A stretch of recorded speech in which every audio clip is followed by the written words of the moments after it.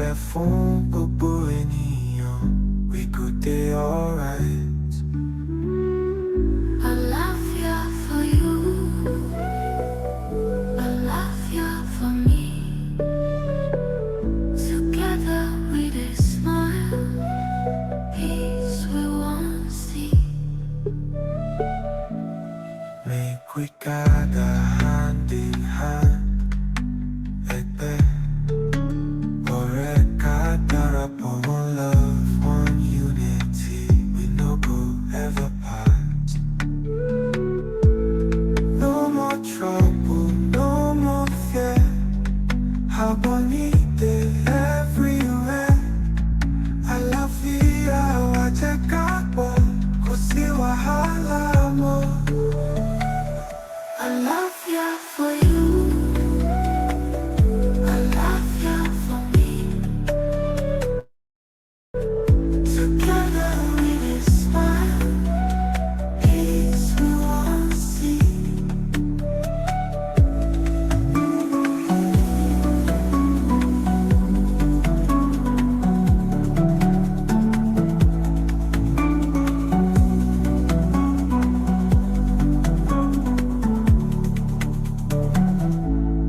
Make we gather hand in hand.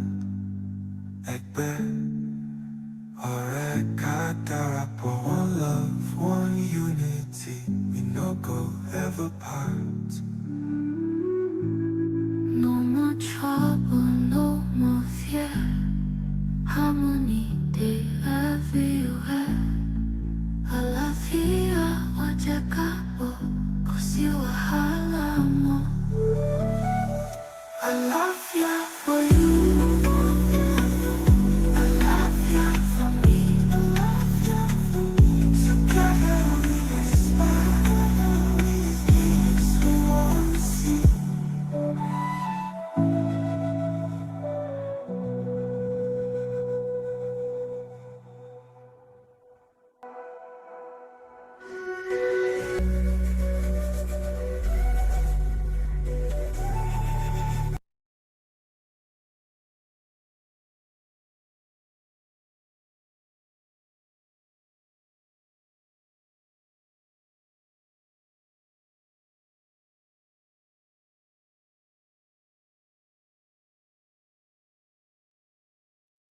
Good afternoon, good afternoon, good afternoon, good afternoon, everyone. Good afternoon, good morning, good day, good evening from wherever you're joining us from.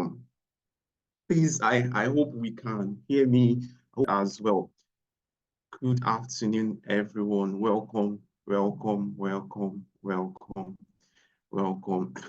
I hope you guys are enjoying the music that was playing, because I was really enjoying it, enjoying it actually. So I was like, this should not even stop. This should not even stop. Welcome to the call. Welcome to the call. Thank you so much, everyone, for taking out the time, to join us and to also join on time. I really don't think we should waste any time. We're definitely just going to get into the thick of things for the day. So in the next 2-3 minutes, there's a friend of yours, there's a colleague of yours, there's just certain people that you want them to take advantage or be a part of this section. Now now will be the time for you to just take the link and just share across your social media handles, so that it can also be a part of this this exciting section that we are having today. So just you can just do that in the next 2-3 minutes and share across across your social media channels.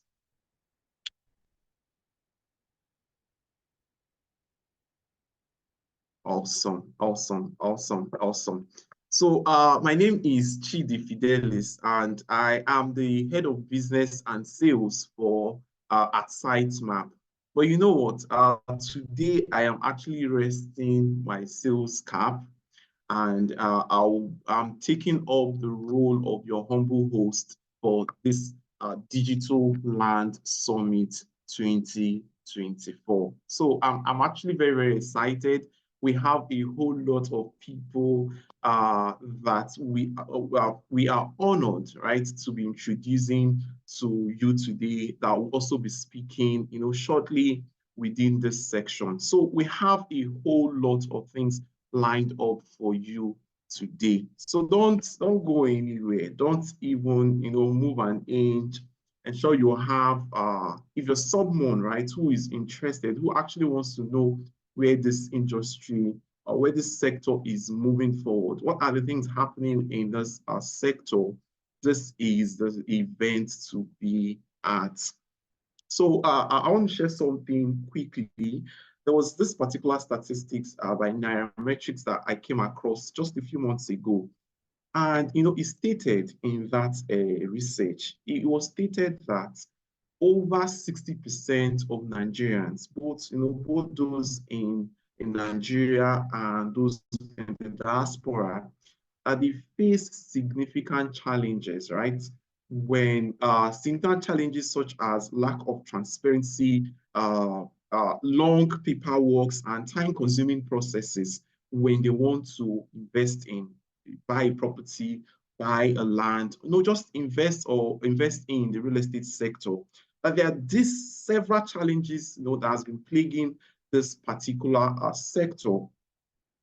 Now, that's part of the reason why we are having this particular summit today, in addition to the so many other things that we have lined up for you today. So, like I said earlier, just sit back. We have a very, very, very exciting agenda lined up for you today. So I'm just going to quickly run through that agenda, in the next 2-3 minutes before we move forward in the section today. So very soon we're going to have an opening speech by the CEO of Sitemap. We call him the unbeatable CEO, Mr. Nnamdi Ubah.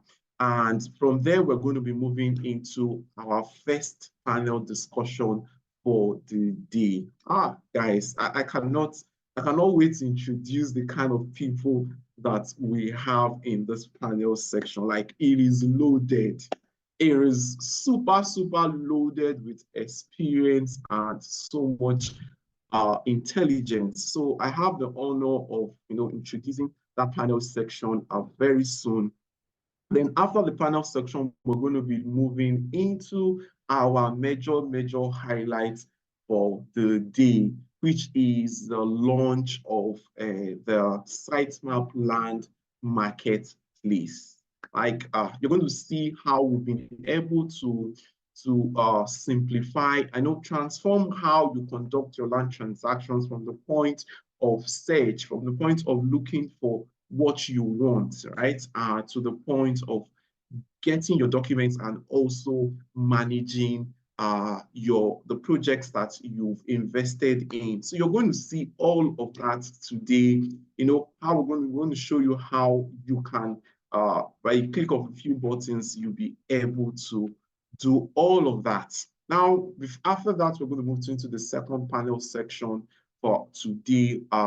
Where we will have so many top real estate developers. They'll be sharing a couple things regarding the industry in that panel section. Then after that, remember, I'm sure if you've seen our communications regarding this event on our social media channels, definitely you knew someone has to win, or some people have to win some prizes today. So we're going to be having a raffle draw after that particular section. Then after that, we'll wrap the event up with an announcement of something important, something massive is coming into the land space from the Sitemap team, and we're also going to be doing that announcement by the end of the section. So it's truly packed.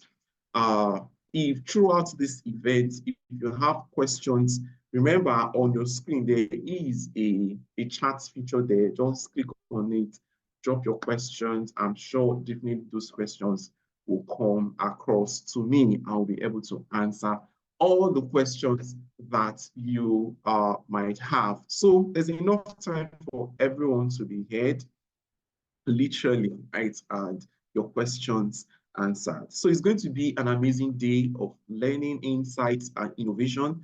And without wasting any further time, let's just dive into this summit. So once again, you are welcome to the Digital Land Summit 2024. So on that note, I'll be inviting the unbeatable CEO, Mr. Nnamdi Ubah, to take us through his opening speech for this summit. Over to you, please.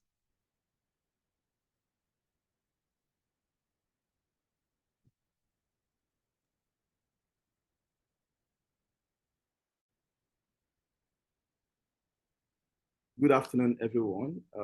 If you're in Nigeria, if you're outside Nigeria, maybe your location, good morning and good evening. We are so excited to have you guys today. This is one of our best day as Sitemap, as we are launching the first Digital Land Summit.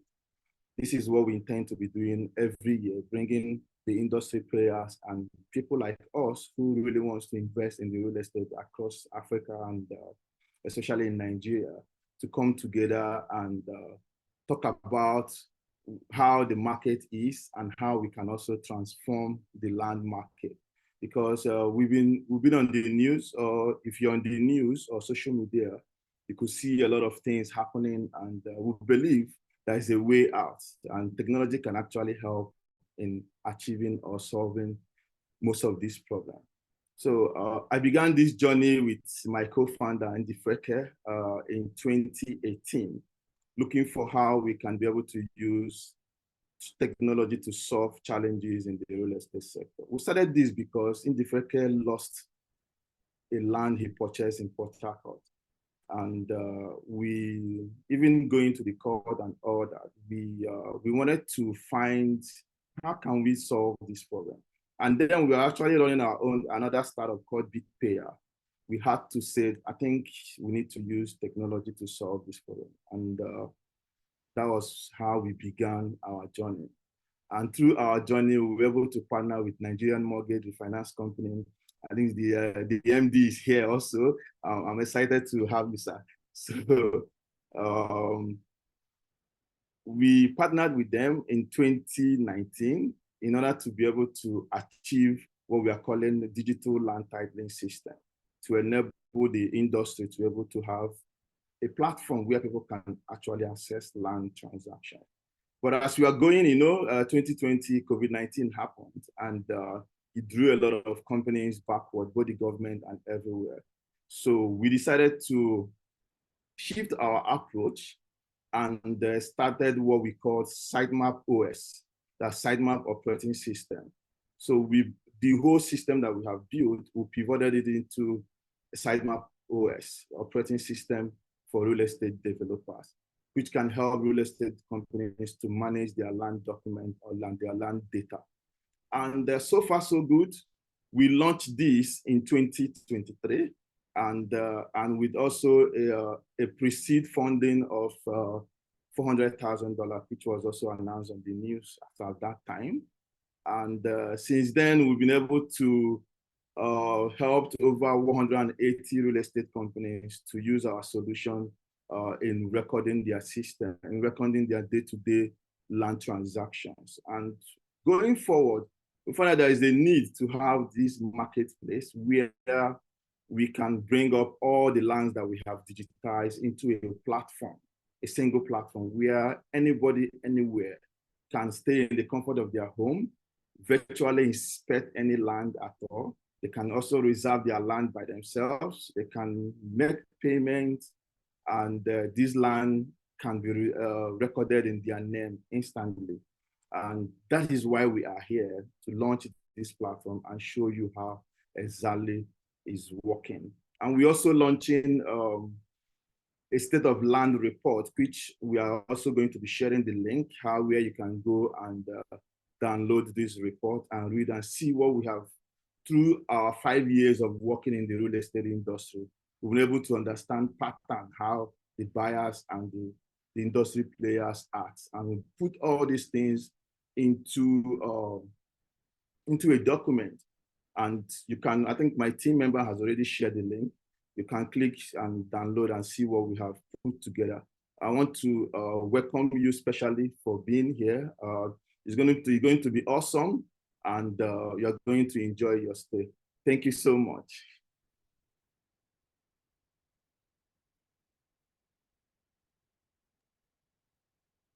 All right, thank you so much for that. That's why we call him the unbeatable CEO. So he's been able to do a whole lot, and still doing a whole lot for this space. It's a space he is very, very, very, very, and I mean to emphasize, very, very passionate about. So we're not going to waste any more time. We're just going to move into our next agenda for the day, and that's our first panel section for the day. So I also have the singular honor of moderating this panel section as well. And on my panel section, I have top industry veterans across the different sectors of the economy that will be joining me for the section. So on my panel, I have the singular honor of introducing Prince Akintoye Adeoye. He's the President, Real Estate Developers Association of Nigeria. I'm also honored to be introducing Mr. Kehinde Ogbodomo. He's the MD, Nigerian Mortgage Refinance Commission, and I'm also introducing Dr.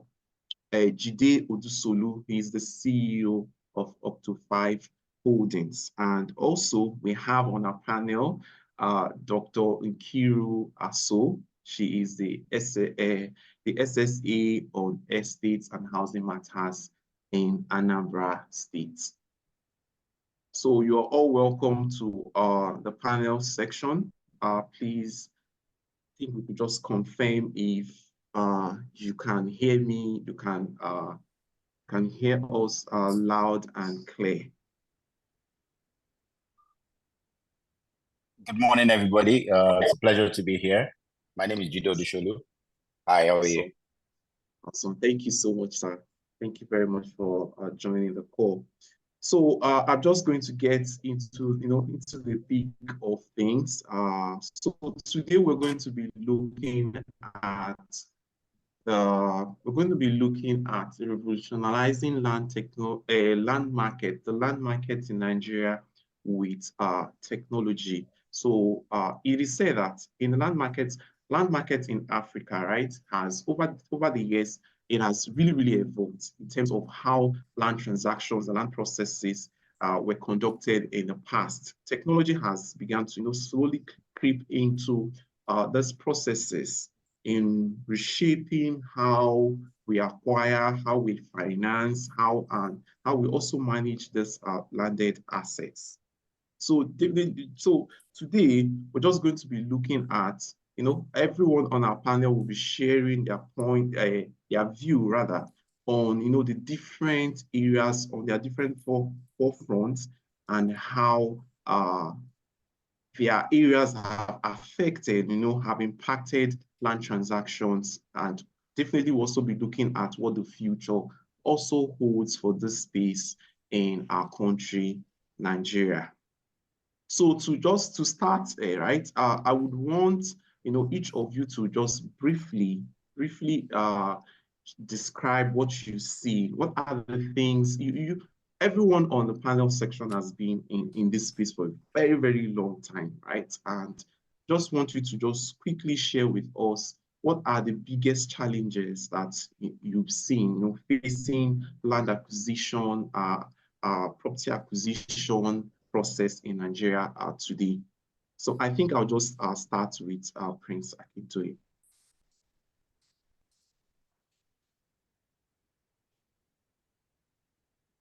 Okay, good afternoon, everyone, and thank you so much for having me on this platform.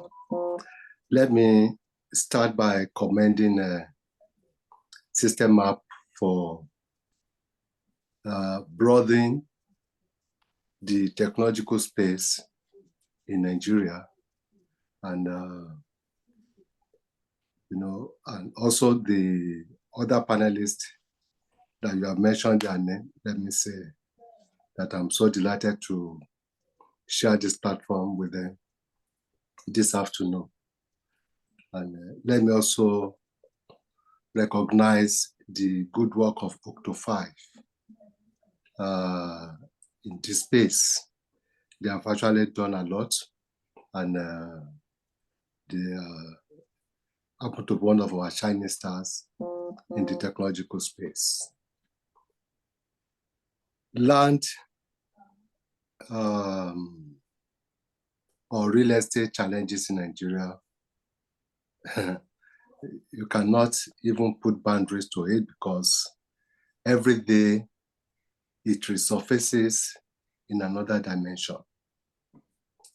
But when you want to summarize everything, I will say that the bigger challenge we have is rule of law and governance.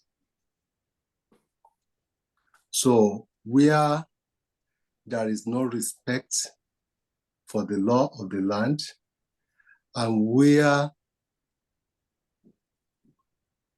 there's lack of transparency, and where people just think that because I'm in power, I can do whatever I want to do and nothing will happen. So we now begin to have accumulated challenges, having their roots in what I've just said. Land acquisition, for example. The fact that you have all the legal title recognized by legal jurisprudence in Nigeria does not still guarantee that that property belongs to you. In Nigeria, we have seen cases where people that have been living in their home for over 40 years, they still lose those property based on issues that has to do with their titles. When you talk about appropriate layouts, zoning,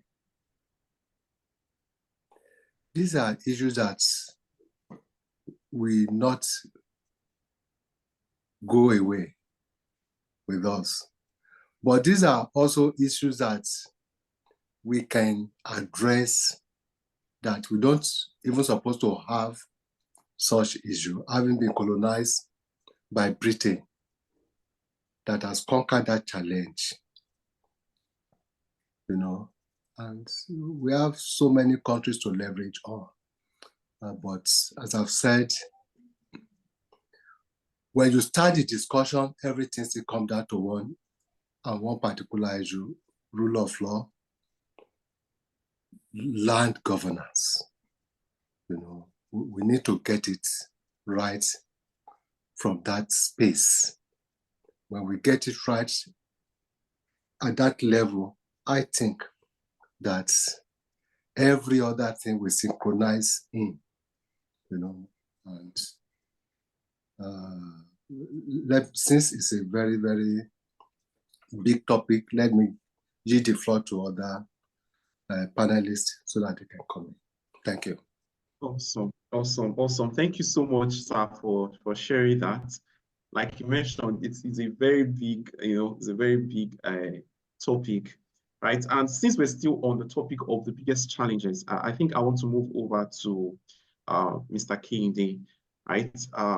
What would you say, right, as someone who has been in this space, in the finance space, right, as in relative to real estate, mortgages, and all of that? What would you say has actually been the biggest challenges that you've noticed or you've observed or walked through all through the years?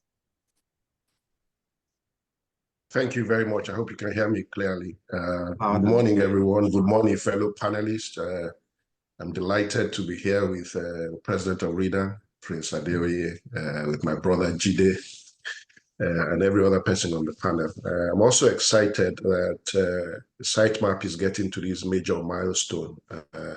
So a big congratulations to Nnamdi and Ndifrike and the entire team. I think the previous speaker, he's a legal luminary. So when I was talking about land administration and governance and all of that, I am an accountant, so I'll say it in numbers now. I think the biggest challenge we have is the cost and the time it takes to register or perfect your titles, to register land and perfect your titles. Because on the long run, even the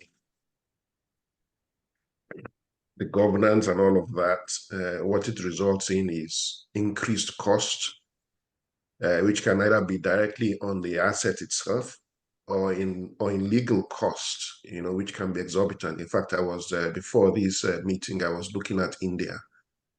2/3 of the pending cases in the Indian legal system is on land matters. 2/3.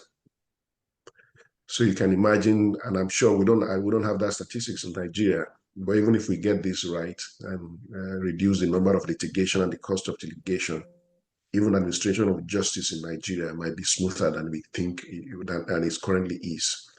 So I think for us, the biggest challenge is it takes a long time to get these things done, sometimes years, just to get your title registered and perfected. And then it also costs a lot of money. A lot of money in the sense that the fees you pay and also the time value of money, because something that could have been done in 1 or 2 months or 3 months, you are doing it after 3 years or something. That's a lot of time wasted, and it's a lot of money. And literally, the Bible says, if the foundation be destroyed, what can the righteous do? Land is the foundation on which everything is built. Literally, it's not just the foundation. In fact, the foundation of houses was also built on land. So land is the foundation of foundations, you understand? And so we need to get it right. If we get everything right about administration, about governance, about even the fees and all of that, it will not only ensure that we reduce the cost of houses on the long run, but also improve real estate and as an investment option. One of the biggest challenges, we have with real estate as an asset class is illiquidity. It takes a long time for you to be able to realize your assets. And that's not just in Nigeria, I mean, everywhere in the world, but ours is even exacerbated by these issues that we have. So if we can address this timing and the cost, we'll also increase the velocity of the transactions that we'll see in this space, you understand? So you see a lot more people selling and buying and things like that because it becomes faster to do. Now, even when you buy and you want to sell, it takes you a long time. So you are reluctant, and things like that affects even the value of the house.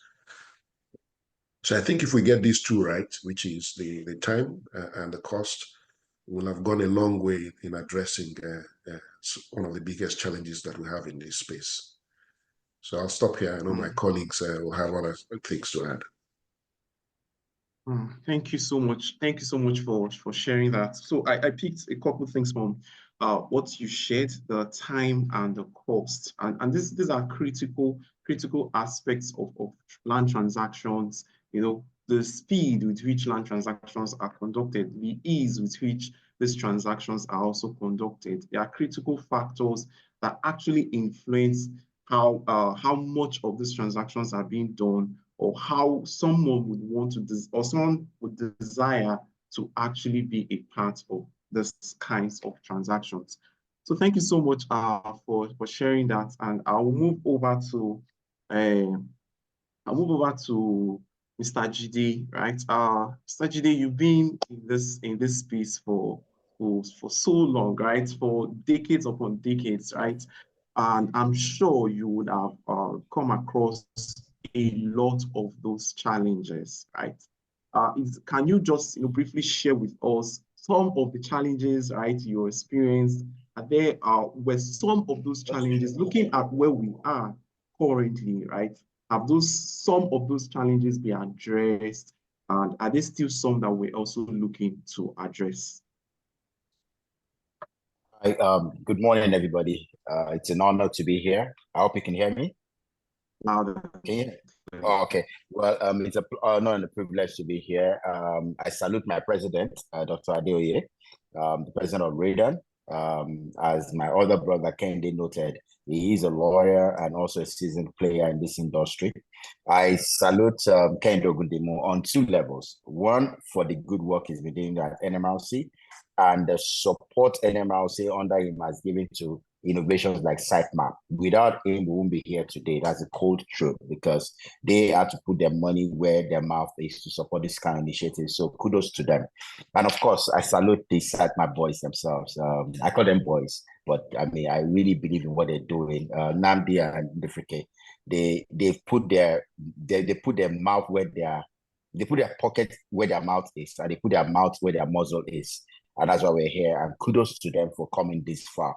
I mean, I'm sure they can write a book already on how opaque and how tough it is operating in this environment. So the question you asked me is like a loaded nuke. You just put a bomb in my hands and told me to try and defuse it. Look, I can tell you, like both Kende and Ake Toye had alluded to, the problem in Nigeria is easy to solve, but also impossible to resolve. Land is a vital asset. Land is at the very core and the base of everything we do in development. Now, in 1979, because of the challenges with the freehold system, the multiplicity of methods of securing land, we had what they call the Land Use Act. It was a good intention that's been turned into a monster, because what the Land Use Act was meant to do was to simplify and streamline the process of land ownership in Nigeria, make government accountable for all lands, and then make it such that with what we now call a governor's a C of O, or governor's consent, as the case may be, for secondary market land, it is easy for you to get ownership for that land. Unfortunately, it has become a monster, because in trying to then get that title, what you find today is that the average development, the minimum cost, sunk cost of getting that project off the road, what we call invisible, starts with 3.5% to 10% going on land documentation. It is insane.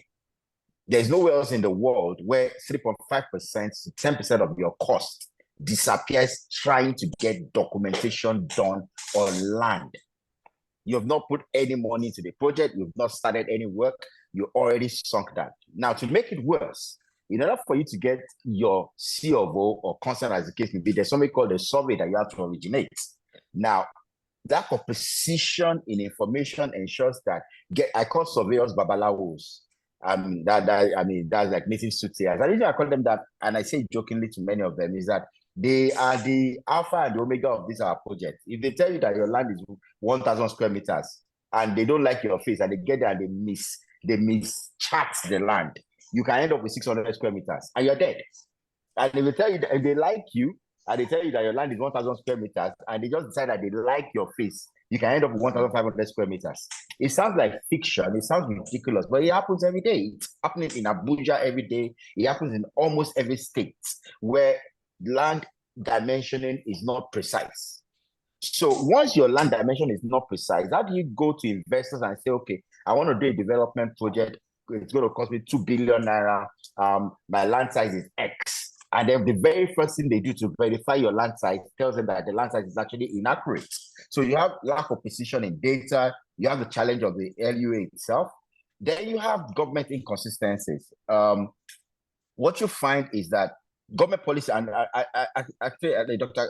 Adeoye alluded to this, government policies change so quickly in Nigeria. And when they change everything. I mean, right now in Lagos, for those along the Lagos Southwest Corridor, we're battling with the Coastal Road projects, where government has just basically decided that they want to do a Coastal Road project. They're invoking overriding public rights to take over people's properties. That's not a problem. It happens everywhere in the world. However, in the peculiar situation of Nigeria, relying on the land use, they're not compensating for land. So somebody has invested 100 million naira, 200 million naira, 300 million naira acquiring a land asset. He has spent about 10% of that perfecting the title document. And then government comes 5 years later and says, oh, you no longer own the land because you want to use it. And then they're going to pay compensation. You know what they do? They tell you that they're going to pay compensation that is worth at the most 5% of the value of the land.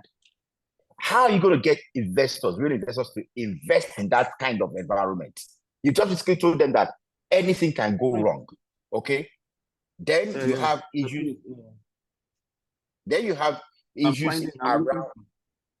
Then you also have issues. After that, you then have issues itself around even the multiplicity of use of that land. So you have all these challenges. So the average person gets the land and he's selling the same land to 5 to 10 to 20 people. And it's only the one that is lucky among them to perfect that is safe. And safe in quotes. So you have so many challenges that have come up. And that's why I commend what Sitemap is trying to do, because the only way to resolve this issue is through technology.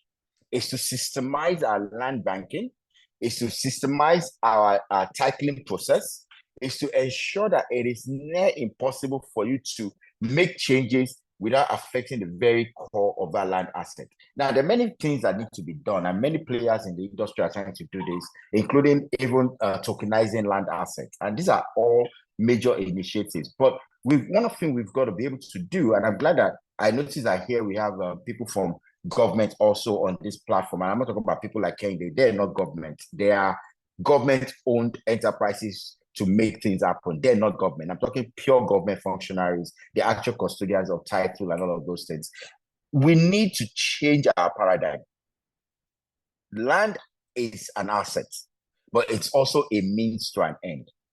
Government must disabuse its mind of seeing land only as an IGR source rather than a tool towards creating wealth across the country.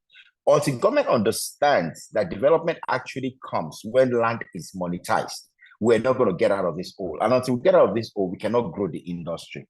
So that's my first immediate comment. I've got a lot more to say, but I know that we have a lot of people here that still have to contribute, so I'm going to stop here. So thank you. It's an honor being here, and congratulations to you guys for doing this. Thank you so much, Mr. Jide. Thank you so much. That was power-packed and insightful. We were to begin to start dissecting everything you mentioned, right, one after the other. I think it's going to take us the entirety of this section, really. And you also took the words out of my mouth, because my next question was I was just going straight to Dr. Nkiru already on the call, right? And as a government official, right, someone who is privy to the internal stakeholders inside the government, right? So, Ma, can you share with us? We've mentioned so many challenges, right? We mentioned a lot of challenges on the call already. Are there things that, the state, Anambra State as an example, right, is currently doing as regards alleviating some of these challenges that is, plaguing the industry as we know it? Thank you so much, the moderator and the fellow panelists. My regards to Professor Amochazi, the Commissioner for Lands, and all other panelists in this platform. Yes, the state government has been doing a lot and is still on course in achieving land and housing records in the states. It began as far back in 2016, when the government desired to have the data of all native lands in the private sector. So there was a memo sent to the governor which was approved, and he approved that there's something designed as concessional expedited certificate of occupancy that will be issued to people holding private land. This is to enable them to register their holdings so that we can build a database for land owned by private individuals. Then it was approved that each person or each applicant pays a bulk sum of 200,000 naira for the issuance of the certificate of occupancy and income tax clearance certificates value of 150,000 naira. Then I must tell you, then it was a big success because about 5,000 of them got their land registered. You know, the intention of the state government then was to have a data on all land holdings by private individuals so that we can give them a sense of belonging and reduce the problem of counterclaims on land. But somewhere along the line, we discovered something. We found out that these individuals who come to obtain a building certificate of occupancy were being defrauded by the natives. What am I trying to say? We got into cases of where the community landowners we sell to Mr. A. After some time, just within a space of 2 months, the same land, because Mr. A has not been in physical possession, probably still processing documentation, they will sell the same land to Mr. B. So the only thing that made us to discover this was that in 2006, the then governor, Mr. Peter Obi, then governor of Anambra State, started this GIS, trying to bring up all lands under the same national I think is either National North, so that if we are processing certificate of occupancy for a parcel of land noted as X, and someone else brings in the same parcel of land, once it's being charted in the survey department, we'll see that there's already a process ongoing on that land. And so we refute the second application and try to find out, calling the two parties, trying to find out what happened, who sold, and why both of them are holding the deemed title, because they've not been issued any legal title, deemed title on the same land. And I must say, this brought a halt to our expedited issuance of CFO because we really need to solve those problems. So the state government went further to bring up or approve a bill passed by the House of Assembly, State House of Assembly, on land grabbing, land touting, and the issue of the natives selling the same land to more than one person. So in Anambra State, is now a law is now you will be penalized, and you can even be sent to prison if you sell the same land to two different people. So we've been able to get that one running. But I think our biggest challenge now is that subsequent administrations, because the cost of land administration has gone up, subsequent administrations could not keep up with the 200,000 naira cost of registering land titles.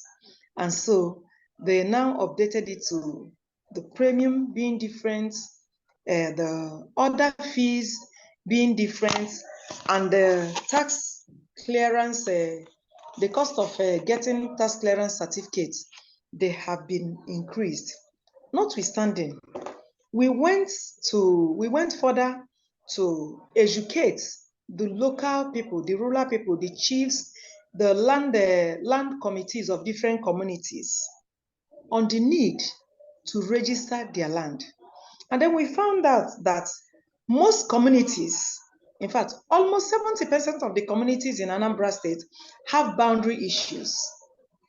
And because of these boundary issues, we cannot register it in favor of any community. So at present, we are dealing with trying to establish the boundaries of different communities. And that led in 2020, the then governor of Anambra State, Willie Obiano, he constituted the boundary committee of the state, which was spearheaded under the office of the deputy governor then.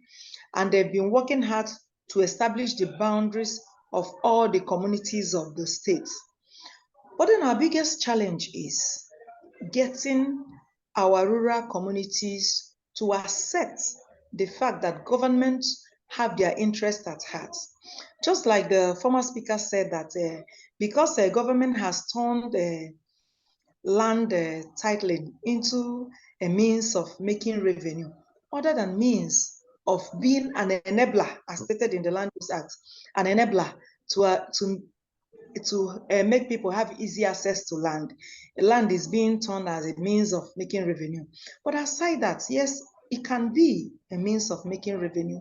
And as well, government can soft pedal to make it as a means of helping people, investors have access to land. So right now, what Anambra State is doing is to get the natives involved. We call it stakeholders participation, because that the Land Use Act is not applicable. Yes, Land Use Act has its own problems. And the main problem is what the former speaker said, the heads of compensation. What are you compensating for? It's not adequate for someone to invest hundreds of millions acquiring land, and you tell the person that you can only pay for rents paid for that year, if any. That's if the person has already gotten a building certificate of occupancy, and you're saying you're going to pay for the rent paid and for unexhausted improvements. And the person can only the person should only develop when the person has gotten approval to develop. So within the long time is taking the person to get a building certificate of occupancy and get approval to develop, and then get it developed. If there's any acquisition, the person lost all investment made in land, is a crucial problem. But another thing that we can do is this. We, the players, the lawyers, the estate surveyors, whatever, all the stakeholders, the communities in this implementation of the Land Use Act, we can come together and see that adequate compensation is being made. We can alter or put an addendum to that section of the Land Use Act that mentioned the heads of compensation. We can compensate if the person has a receipt of purchase. Maybe the person bought the land for 100 million. The person can present the receipt. Then you check the time value of money, discount or value it at present, the present value of that money as at the time of acquisition. Then you can adequately offset the pains faced by the person whose property is being acquired. And another thing we need to do as key players in land acquisition and implementation of land use and administration, we need to get what we need, what we call bringing all the stakeholders to know what is happening. When in my experience, when I was in the Ministry of Lands, I found out that most of the attorneys representing communities whose lands are being acquired don't really get to the roots of those who have the genuine rights and interest on that property or land being acquired. They just go to the PGs and the chiefs, the obas, the igwes, negotiate with them, get the thing, serve them. But you find out that in Nigeria, different communities, different ethnic groups have their different land tenure system. Like in Anambra here, most of our lands are not owned by communities, they're owned by families. And when you say you've served the community revocation notice, and the particular family that have right and interest in that land being acquired have not been properly served, they can sue you under Section 49 of the Land Use Act that they were not properly served. And that would make the land not usable, because they will never allow entry into the land, because one, they were not served, and two, they were not adequately compensated.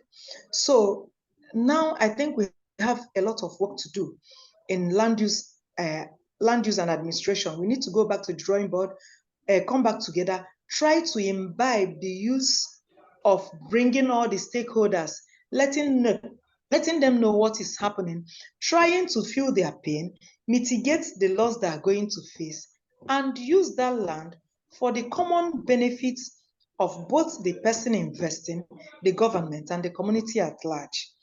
And I wish to thank you, and let me give space for other panelists to speak. Maybe by the end of the coming to the conclusion, I may have something else to add. Thank you so much. Thank you so much for sharing that power-packed insight, Dr. Nkiru. Thank you so much. So you mentioned a lot of things that we are, that has been plaguing this, as someone who is inside there, right, seeing what's happening, how that happens on a day-to-day. So I think I wrote down a whole lot of things. I still have a question for you, but definitely along the lines of the section, I'll be dropping that question to you. So I just want to digress just a little bit. And my next question goes to Prince Akintoye. So I was privileged to be at your investiture event, wonderful event as well. And one of the things that was mentioned in that particular event was the advocacy for transparency in terms of how real estate transactions are conducted, digitizing in the invention or modernizing of the processes, right, with which engagements between developers and their buyers and the association to those developers, how they operate. Now, we keep on still, even though we almost on a daily basis, we still get to hear, stories about certain developers, about certain people, doing certain unethical practices that are pretty much tarnishing the image of the industry. Now, what do you think? What is Redan, right? Is there anything that Redan is actually currently doing right now, to actually begin to stamp down these practices across your association or across your the developers in your association?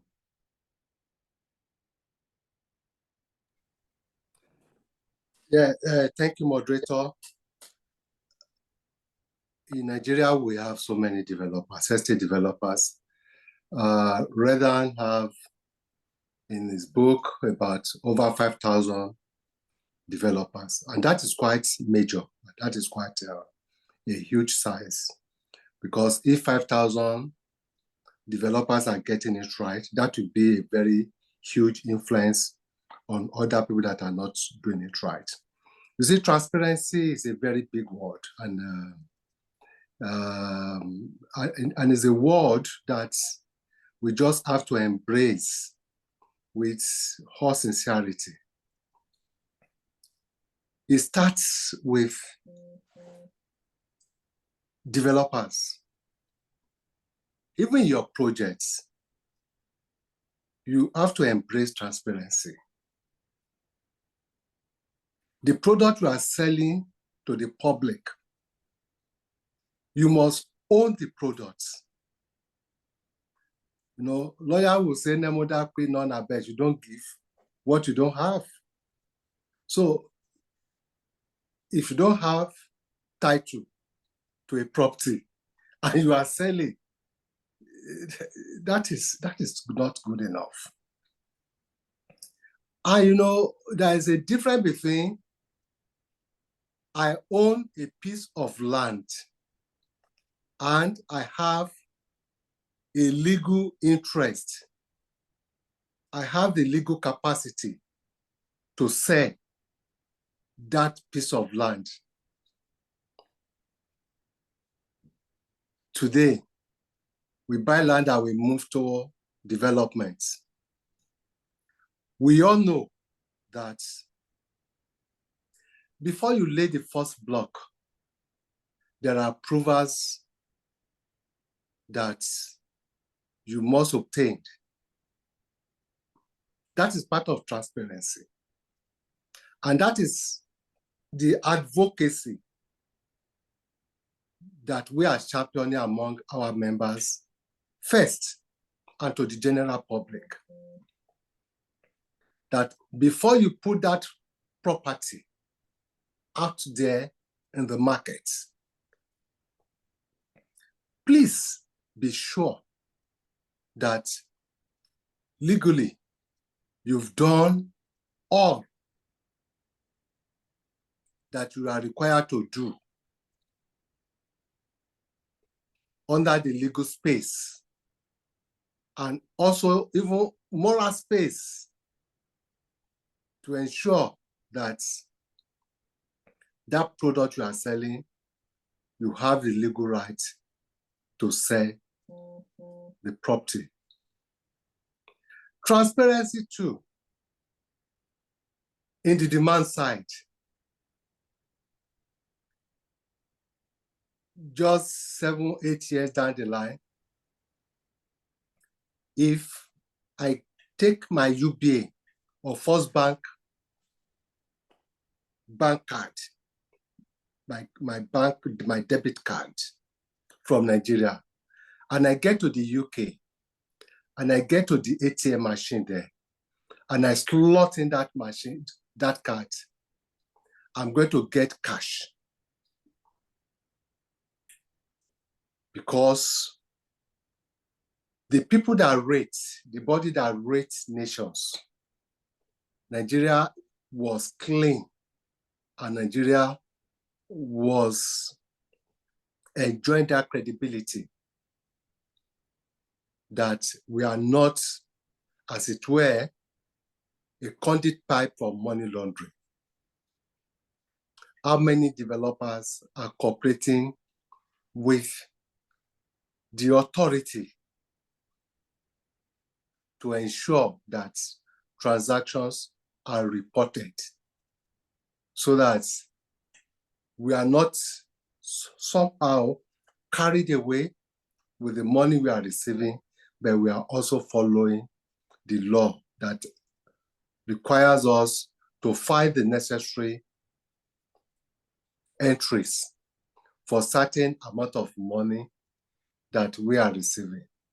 It's part of transparency. To even be sure that people that are buying product from us, the money they are bringing to us, this money is actually clean money.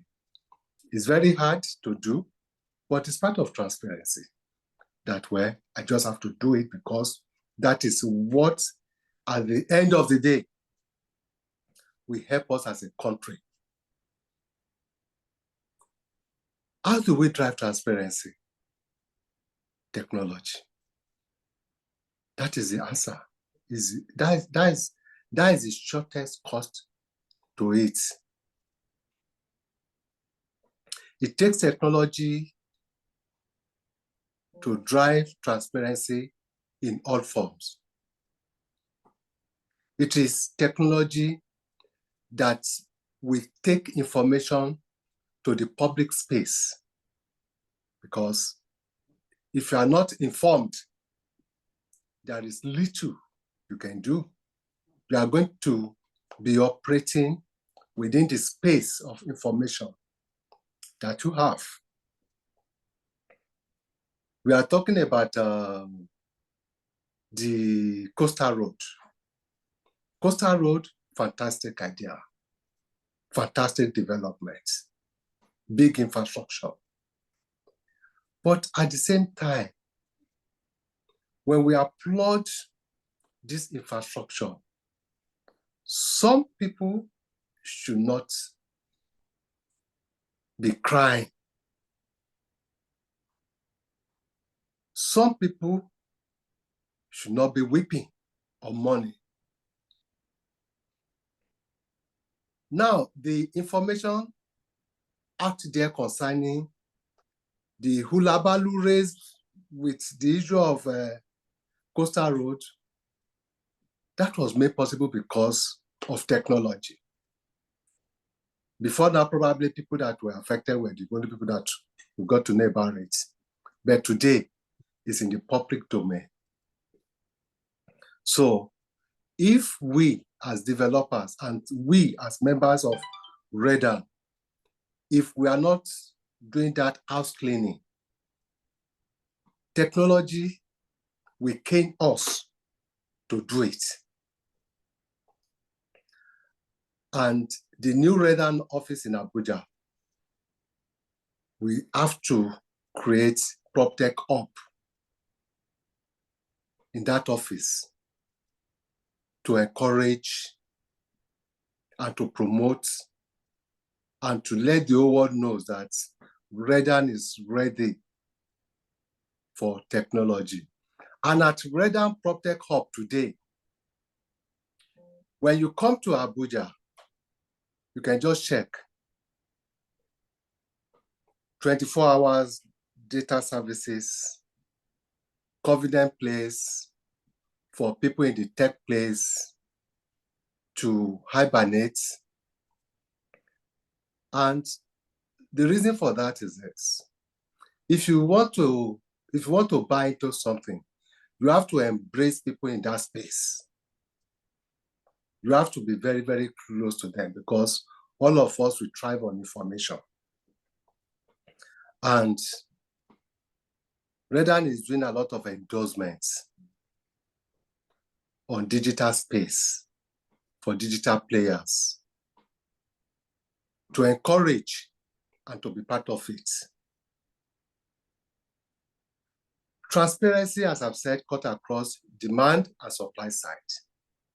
And we in Redan, we will continue to support the digital space and also to demonstrate transparency. Also, you also ask how we are going to drive that transparency. The transparency, apart from tech side, is going to be driven through advocacy. Advocacy to the government, which we just did inaugurate our committees, different committees, and we have committees handling specific area for the association. We have committees engaging with governments on issues around how Redan government can broaden transparency in land administration. Because we need a lot of transparency in land administration so that when I'm going into a transaction, from the outset of the transaction, I know how much I'm going to spend on things with ranging from perfection of title to approvals. So I don't want to do a guesswork. I want to be sure that this is the rate, and that rate is not going to change. We want government to submit to us their plans, 5 years, 10 years, 15, 20 years plans, so that when we are investing, we know where we invest. Government should be transparent to investors. It's lack of transparency that is making federal government to be moving Coastal Road from point A to point B, from B to C, then C back to B. Then they move to A, it's lack of transparency.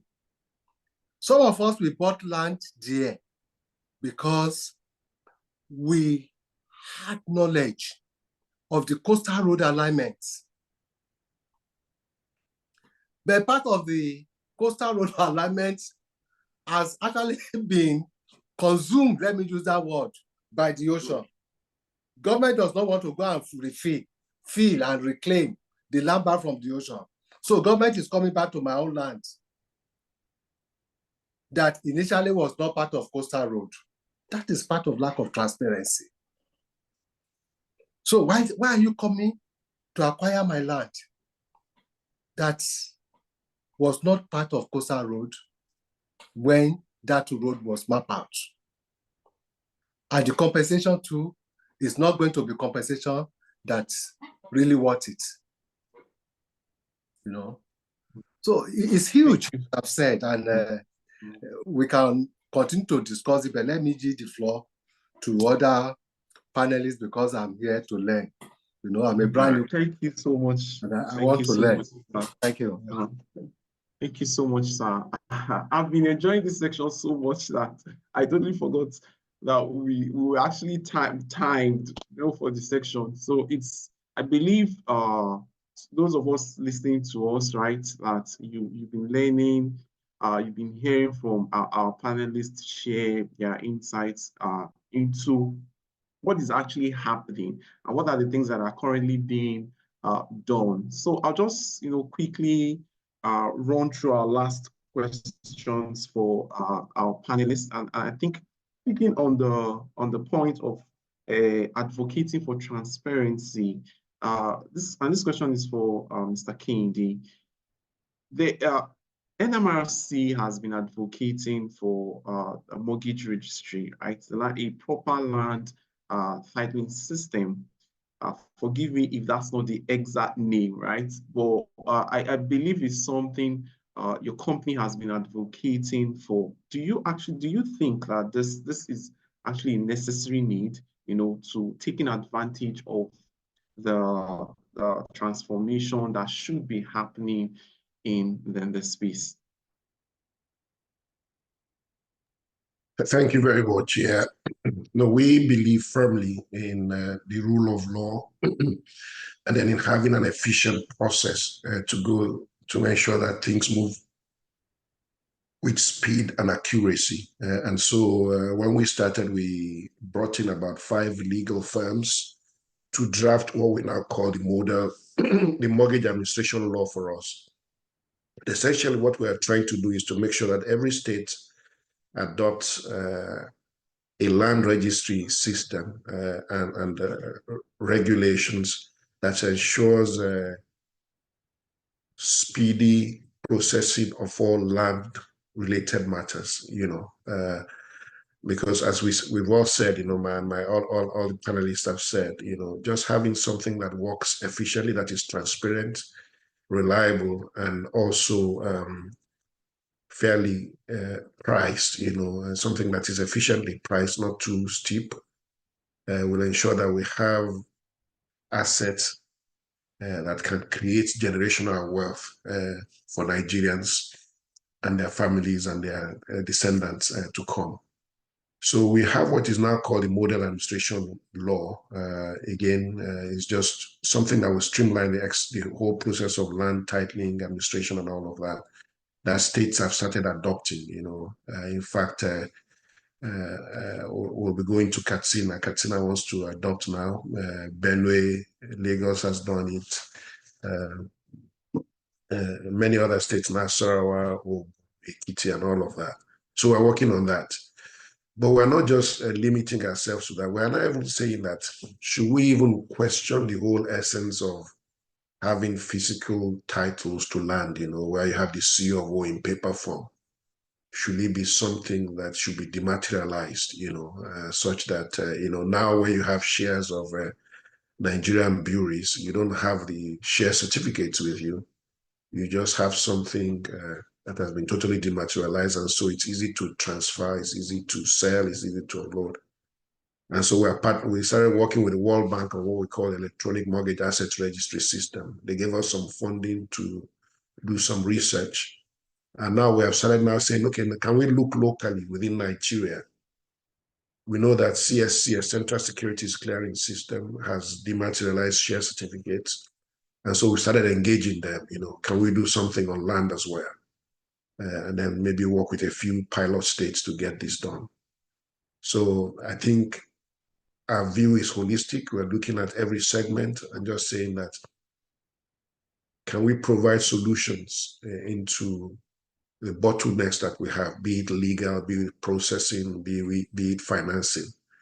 And are also looking to get money also, you know, at the back end to make sure that, you know, everything that we do here ends in money on the long run. So when you acquire the land, when you develop, you also want an exit path, you know. And so we stand at the end to also say, okay, we're going to make liquidity available to take people who have invested money in this real estate out. So, so we're excited that a lot of people are working on this, you know, just trying to chip at this humongous challenge that we have.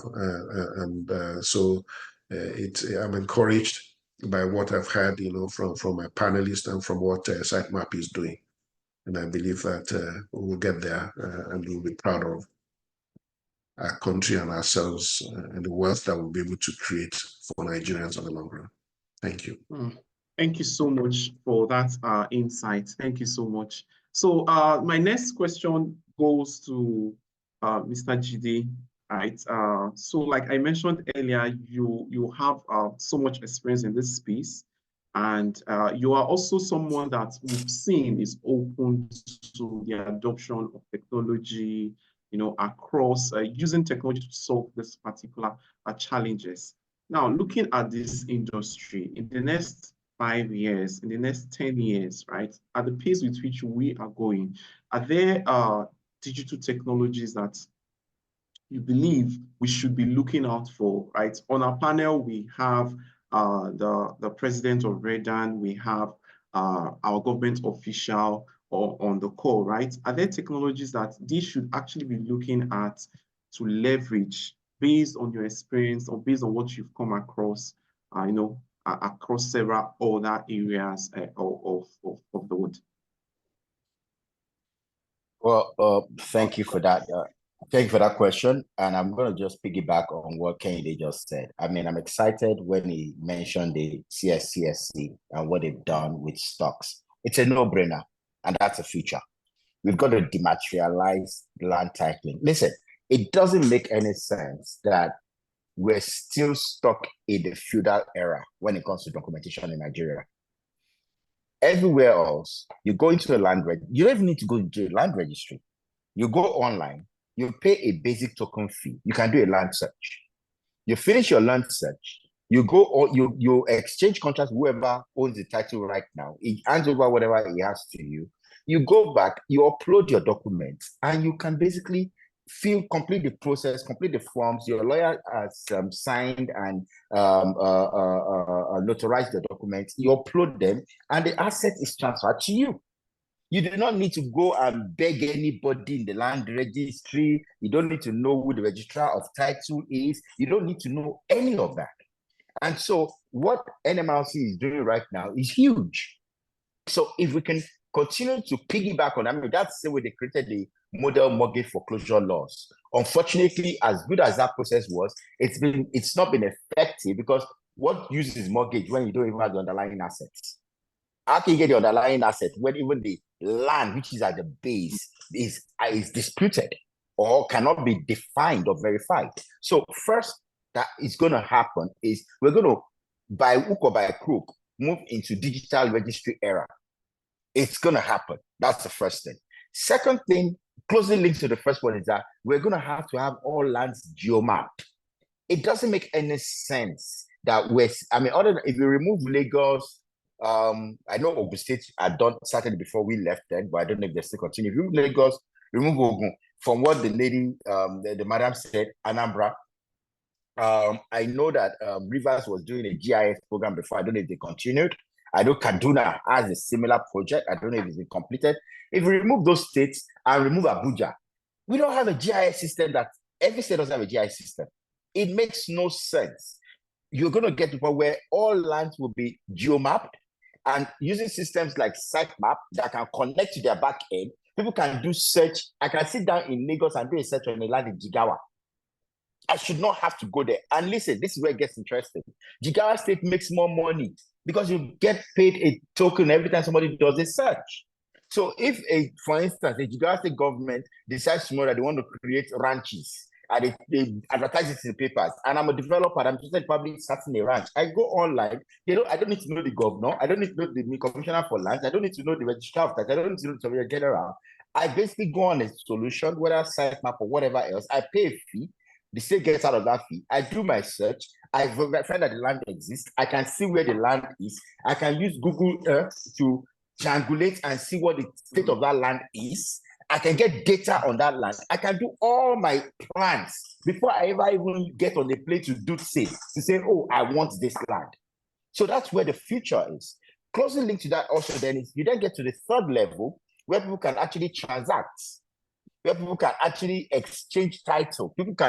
I can buy a property, and without having to go through the spending 10% to register it. I can sell it to you. I can sell it to somebody else. That person takes over the property and it keeps cascading. Because the beauty of a digital system is that it has a root. I try to use simple language, so those who are not digitally inclined understand what I'm saying. It has a root. There's only one root title or root document for that property. So unlike now, where somebody can clone your C of O, somebody can clone your name, somebody can forge your signature. When you're using a digital registry, there's nothing to clone. You go on the system, if it's already been imputed to that system, if you upload a fake one, the system is just going to give you an error. It's going to tell you that it doesn't exist. So that's where the future is. And what I'm optimistic about is that, as typically happens in Nigeria, we don't make steady progress, we make geometrical progress. We do quantum leaps. So I expect that we're going to move from the dark ages where we are right now to where digitization becomes a norm. More and more states begin to recognize that you can actually make more money by lowering the threshold of your fees and making it accessible. And everybody begins to be able to transact, so that, because until you can unlock the land assets, you cannot create value in real estate. Until we can create real value in real estate, we cannot attract a large-scale investment capital. The biggest developer in Nigeria today cannot raise $100 million. It's ridiculous. You can't. And I'm being generous when I say $100 million. The biggest developer in Nigeria today probably struggles to raise $20 million. You can't create a large-stake solution that's going to deliver 1,000 homes, 2,000 homes without attracting serious capital. And serious capital won't come when the root title is suspect or is at risk. And then on the last note, I know that Dr. Adeoye spoke at length about this. Government too must begin to align their policy initiatives to suit market realities. We're a developing society. Yes, you always want to create new roads, create new assets, but you don't create assets by destroying value. It is destroying value when a man has invested to create a project worth 2 billion naira, 3 billion naira, and then you just come and mark X on it. I say you're demolishing. I mean, look at what happened in Kano. I'm not even going to look like Lagos. Now look at what happened in Kano, where the new government came in and said, oh, because they turned the market into a residential estate, they shouldn't have turned it to a residential, and they started demolishing. They set Kano back by 10 years. Whereas if you have a system that understands the value of the market, you can penalize that developer. You can demand that who that bought it come and pay additional fees. You can take the person to court. You do not need to destroy value. We need to move away from destroying value to where we are creating value. And that's why I'm hoping that as solutions like System Map become the norm, it becomes harder for government rascality to happen. Because when you're doing it, it's clear that you're doing something that already goes contrary to what is on. I mean, imagine if you have a GIS map that tells you that these are where industries are going to be, this is where infrastructure is going to be, this is where residential houses are going to be. Even the person buying land, from the minute he's buying, he knows if he's buying the land that is for religious purpose or for market purpose or for industrial purpose. Not like what we have in Nigeria. Look at Lagos now. A lot of us were saying when people were buying in Ibejuleki, and people were buying, it's close to the refinery. And I used to advise people, say, look, you're buying it close to the refinery, you're buying industrial land. I said, no, it's going to be very valuable. I said, you cannot be valuable. The land you are buying is going to be for industry, pure. I said, now people are crying. But it was obvious. It's only when you have a system that makes it transparent what the land uses are, what land exists in particular location, that people will begin to be able to have trust and invest more. Thank you. Awesome. Thank you so much, Mr. Jide, for that. Thank you so much. I think that's how much we can take for today. We just have one more question, unfortunately, to take, and I'll take this question. This question is for Madam Kiru. It says, when examining the land current, and this is a question from the audience, so just quickly take that before we wrap up. When examining the current land processes, do we have an efficient system in place for identifying land ownership? And is this system integrated within the state's digital system. So the person is trying to understand if Anambra State, as an example, do we currently have a system where people can easily identify or easily know the size, the date of a survey, the standard records for that particular land? Thank you, Engineer Namdi.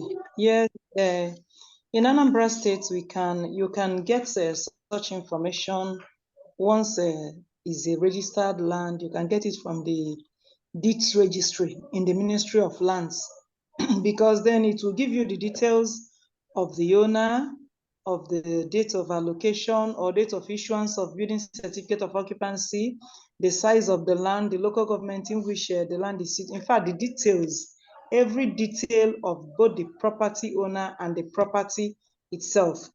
And currently, the present Honorable Commissioner for Lands is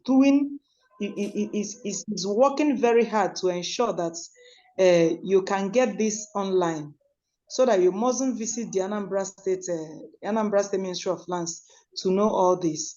I believe that once the project he has initiated, which is currently being processed now, once it's been concluded, people can just go to Ministry of Lands website and get those information.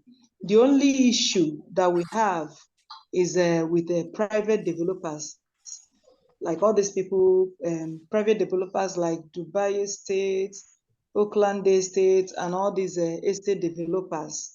The Ministry of Land has been trying to told them to come and register with them, because if they're registered, people can also make searches and get information about their estates.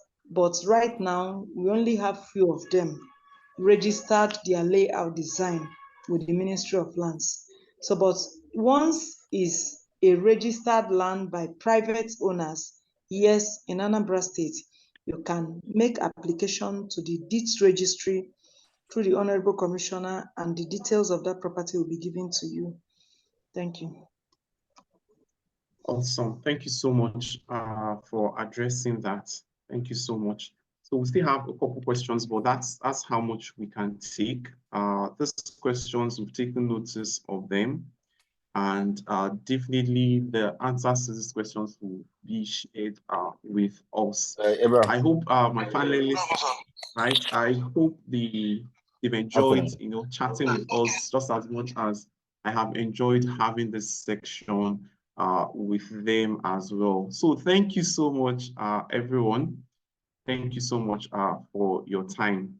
I would also want to, because of time, I'm definitely just going to move into the next thing that we have for the summit today.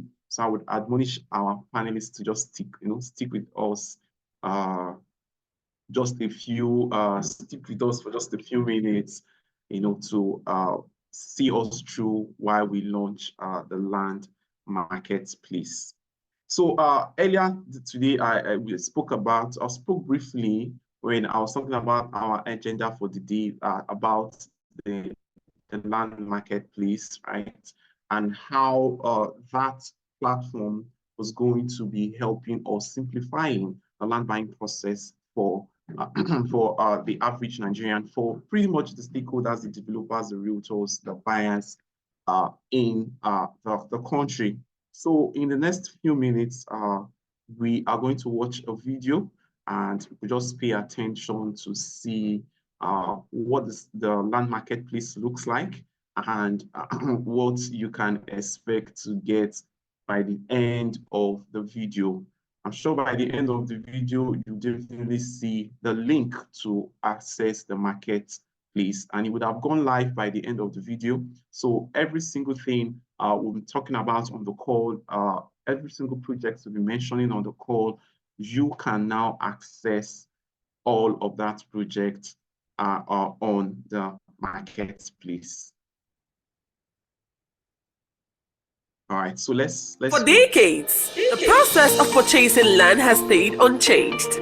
Do you recall the countless phone calls, online searches, on-site visits, navigating through traffic, and enduring long waits at offices just to complete a basic land purchase? And for those residing overseas, relying on loved ones to inspect the land on your behalf was even more challenging. This was the experience of many busy professionals and capable Nigerians living abroad. It was time-consuming, inefficient, and plagued with delays. Let's go back to the early 2000s. Purchasing lands involved searching through newspaper listings or contacting developers multiple times. With some luck, after numerous calls, you might eventually locate the perfect plot. Fast forward to the internet, boom! Suddenly, there was a shift. Property listings moved online, marking the beginning of the first wave of digital transformation in real estate. However, the issue persisted. Even with online listings available, the process was still not streamlined for individuals such as busy professionals, Nigerians living abroad, those who prioritize privacy when conducting these transactions, like you and I. What if discovering and viewing a piece of land could be as simple as a few clicks? What if all the complications could be streamlined into a smooth, quick, and secure digital process? Welcome to the future! Introducing the Sitemap Land Marketplace, Africa's first end-to-end land marketplace. Imagine being able to browse through land listings from reputable real estate developers around the globe. Easily reserve a plot with just few clicks, receive your location later within 20 minutes, and conveniently monitor your land holdings through a user-friendly dashboard on your phone or computer. Isn't that amazing? Let me show you how it works. First, you hop on your web search bar and type in www.sitemap.com. Instantly, you're taken to the land marketplace filled with verified developers and their estate projects. You browse land options, go through categories or locations, select an estate, virtually inspect the location of the land, see its surrounding landmarks, see the information regarding the estate, pick your desired plot or plots, click on reserve, choose your choice of payment, installment or outright, fill in your details, generate your personalized sales contract. Voila! The land details are sent to your email to complete your purchase later after speaking with the Sitemap team or estate developer. Review, sign, and make payments. Get your land details delivered right into your inbox. At Sitemap, security is our top priority. Every transaction is transparent and encrypted, ensuring your investment is safe. Once you've secured your land, the journey doesn't end there. Our platform allows you to monitor your plot status anytime, anywhere. This is just the beginning! The future of land acquisition is here, and it is right at your fingertips. Get ready to experience land ownership like never before. Faster, simpler, and smarter. Welcome to the Sitemap Land Marketplace. Simplifying land acquisition with few clicks. Let's change the way you buy land. Start exploring today. Amazing. So now not only are you able to go through various projects, verified real estate developer projects, right? Not only are you able to easily go through them on your mobile screens, on your desktop screens, right? When you go through all of that, you can also conduct virtual inspections of these estates. I'm sure the link to the marketplace has been shared in the chat. If it has not dropped, definitely it will drop. So everyone is welcome to click on that link, and explore the marketplace today. So right from conducting your virtual inspection. So imagine picking an estate that you're interested in. see, oh, see the status of the project. Okay, it's available. Someone has not paid for it, right? You know which one is available for you to pay for. You see the different landmarks around it. You see the location of the project, and reserve it quickly for yourself so that someone, without making a payment before someone else, takes over that particular plot that you are looking at. Then speak to the sitemap team or speak to the developer and get your land processed as quickly as possible. The documents are sent to your inbox, and you get your allocation document actually sent to you instantly to your inbox. So that has just made buying land a whole lot more easier. The earlier panel section, we talked about how technology can actually, digitization of these processes would actually go a long way to help tracing or bringing a bit of transparency into the space. Now, that's how the land marketplace is transforming how you buy land today. So I'm sure by now that link would have dropped in the chat. Please don't go and leave the call because you're going through the marketplace. I think you could also still do that while you are still listening in on the call. So we're going to be moving into our next agenda for the day, and that's our next panel section for the day. I've been getting so many questions in the background already, and definitely all those questions will be addressed as we move along in today's summit. So this second section is also going to be interesting, very, very interesting, because we have top real estate developers that will be joining us for this particular section. And they will be discussing they'll be sharing their perspectives, right, on digitizing land transactions. How does that impact, or how would that impact the space or the need of digitizing these land transactions? And the panel section will be moderated by the CEO and co-founder of Sitemap, Mr. Ndifreke Ikobu. So the next voice we're going to hear on the call will be that of Mr. Ndifreke. So Ndifreke, over to you. Awesome. Thank you so much, Chidi. And thank you, everyone. Thank you, our previous panelists, for having those deep insight conversations, and we all have benefited.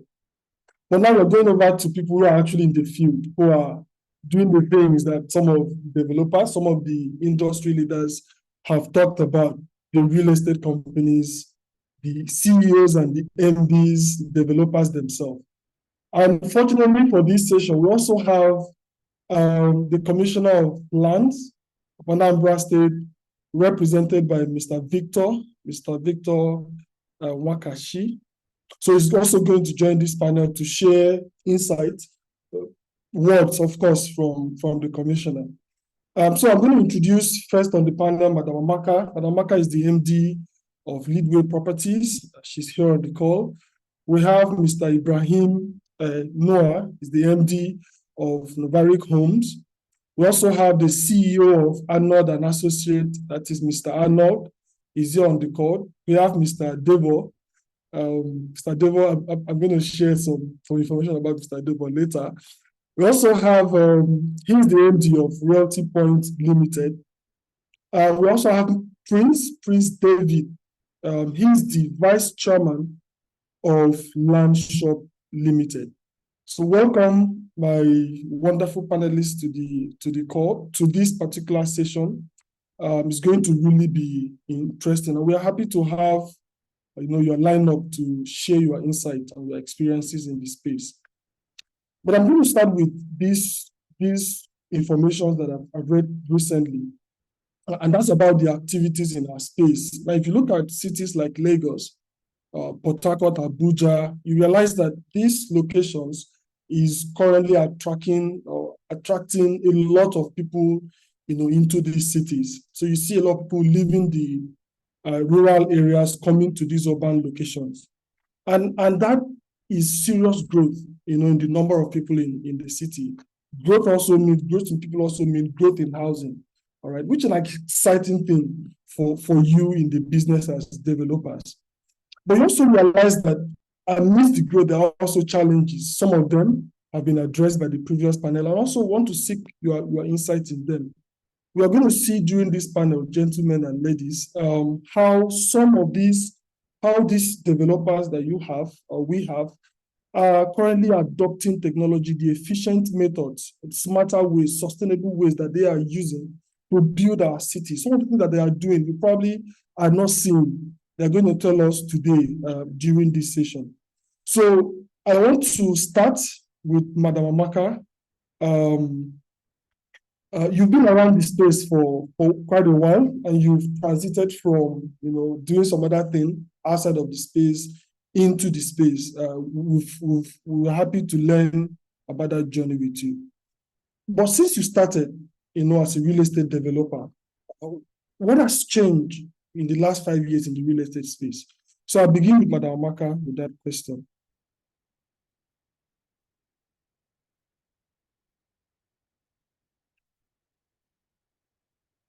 Oh, it looks like she has a bit of, okay, I'll move to the next person, Mr. Arnold. Please share your thought on the changes that you've seen in the last 5 years. Good afternoon. I don't know if you can hear me. Loud and clear, yes. Okay, good afternoon. My name is Estate Surveyor and Valuer F.W. Arnold. I'm the brain behind Arnold and Associates Group. So I would say I started this practice right from when I was doing my final year days in the university, which is about 10 years ago. And by the grace of God, I would have to tell you that when we started, a lot of things has evolved between when we started and this very moment. I could remember when I met Nnamdi, the brain behind Sitemap. I think that was about 3 years ago. I saw the zeal, what he has been doing. And I must have to tell you the truth. When we started, we had a lot of issues with record keeping. We were using the manual form of keeping records. And a lot of times, I wouldn't say we've ever prayed for a fire outbreak. But then, in situations whereby you find yourself losing some of the files or papers which you used to keep your record, what would you say? What would you do? So Sitemap, not just Sitemap, technology, like during those days, during our father's time, how do they sell properties? There was nothing like social media. There was nothing like WhatsApp status. How did we start? I would tell you that technology played a vital role because we started with almost nothing. We found ourselves marketing people's properties before we were able to save up to actually acquire. But then, how did we get most of these estates sold out? I would tell you that technology played a vital role. The invention of social media, you get to see a lot of people doing a lot of other jobs. But then, without taking so much from them, all they need is just to upload some of our flyers on their status or social media platform, and whenever they close deals, they get their commissions. That is what technology has been able to do. During the old days, you have to come down or send your father to see a property before you pay or before you buy. Okay, like what's happening? I'm from Anambra State. What's happening in Anambra State? During the past years, you can get to see a particular land with double allocation. But it's no longer happening like that. Since we have a new commissioner, Professor Amushazi, the new record system which they've introduced has helped a lot. Over the past 3 years, he's been there as the commissioner for land. We've not had issues with double allocation. These are things that technology has helped real estate so much to achieve. I know how I know what it takes for us to sell out estates these days, probably because of the importance of social media. We just launched another branch in Zanzibar. But why is it possible for someone to leave Nigeria, get into somebody's country, and then launch a real estate company? It's because of the importance of technology. Technology has really increased the speed. Unlike during the olden days when you have to, sometimes I could remember in the past, even though there were coordinates, but then a lot of people were not so conversant with coordinates. I could remember that during the past, there were some of the properties we acquired and how they were able to identify their boundaries. There's this local tree they call Ogilisi in Igbo land. Do you understand? But then the invention of things like coordinates. Now, no particular property has the same coordinates. These are things technology has done. So within the last 5 years, I would tell you that technology has done so good to my profession. Even let me talk about Sitemap. With Sitemap, people can now buy properties from all over the world. From my company, I was one of the first people that introduced Sitemap into my business. So with the help of the Google Earth, you can, when you log into our website, you can see properties that are reserved, the ones that are sold, you can see the dimension, you can get to see how developed the area is. You know, during those days, there were properties people sold by just telling you that the property is about 10 minutes away from Dangote Refinery. It's no longer like that. With Sitemap, once you log in, you can see the exact location of the property where you're buying from. And no property has the same coordinates. Unlike in the past, when people can actually give you documents belonging to a particular property, and because you don't know what coordinate means, you can go to the ministry and do your search. And then at the end of everything, the search will come out positive, you go and pay. Whereas you took the documents for a different property to go and do your search. But because of the new technology of probably you have to get a surveyor to confirm your coordinates.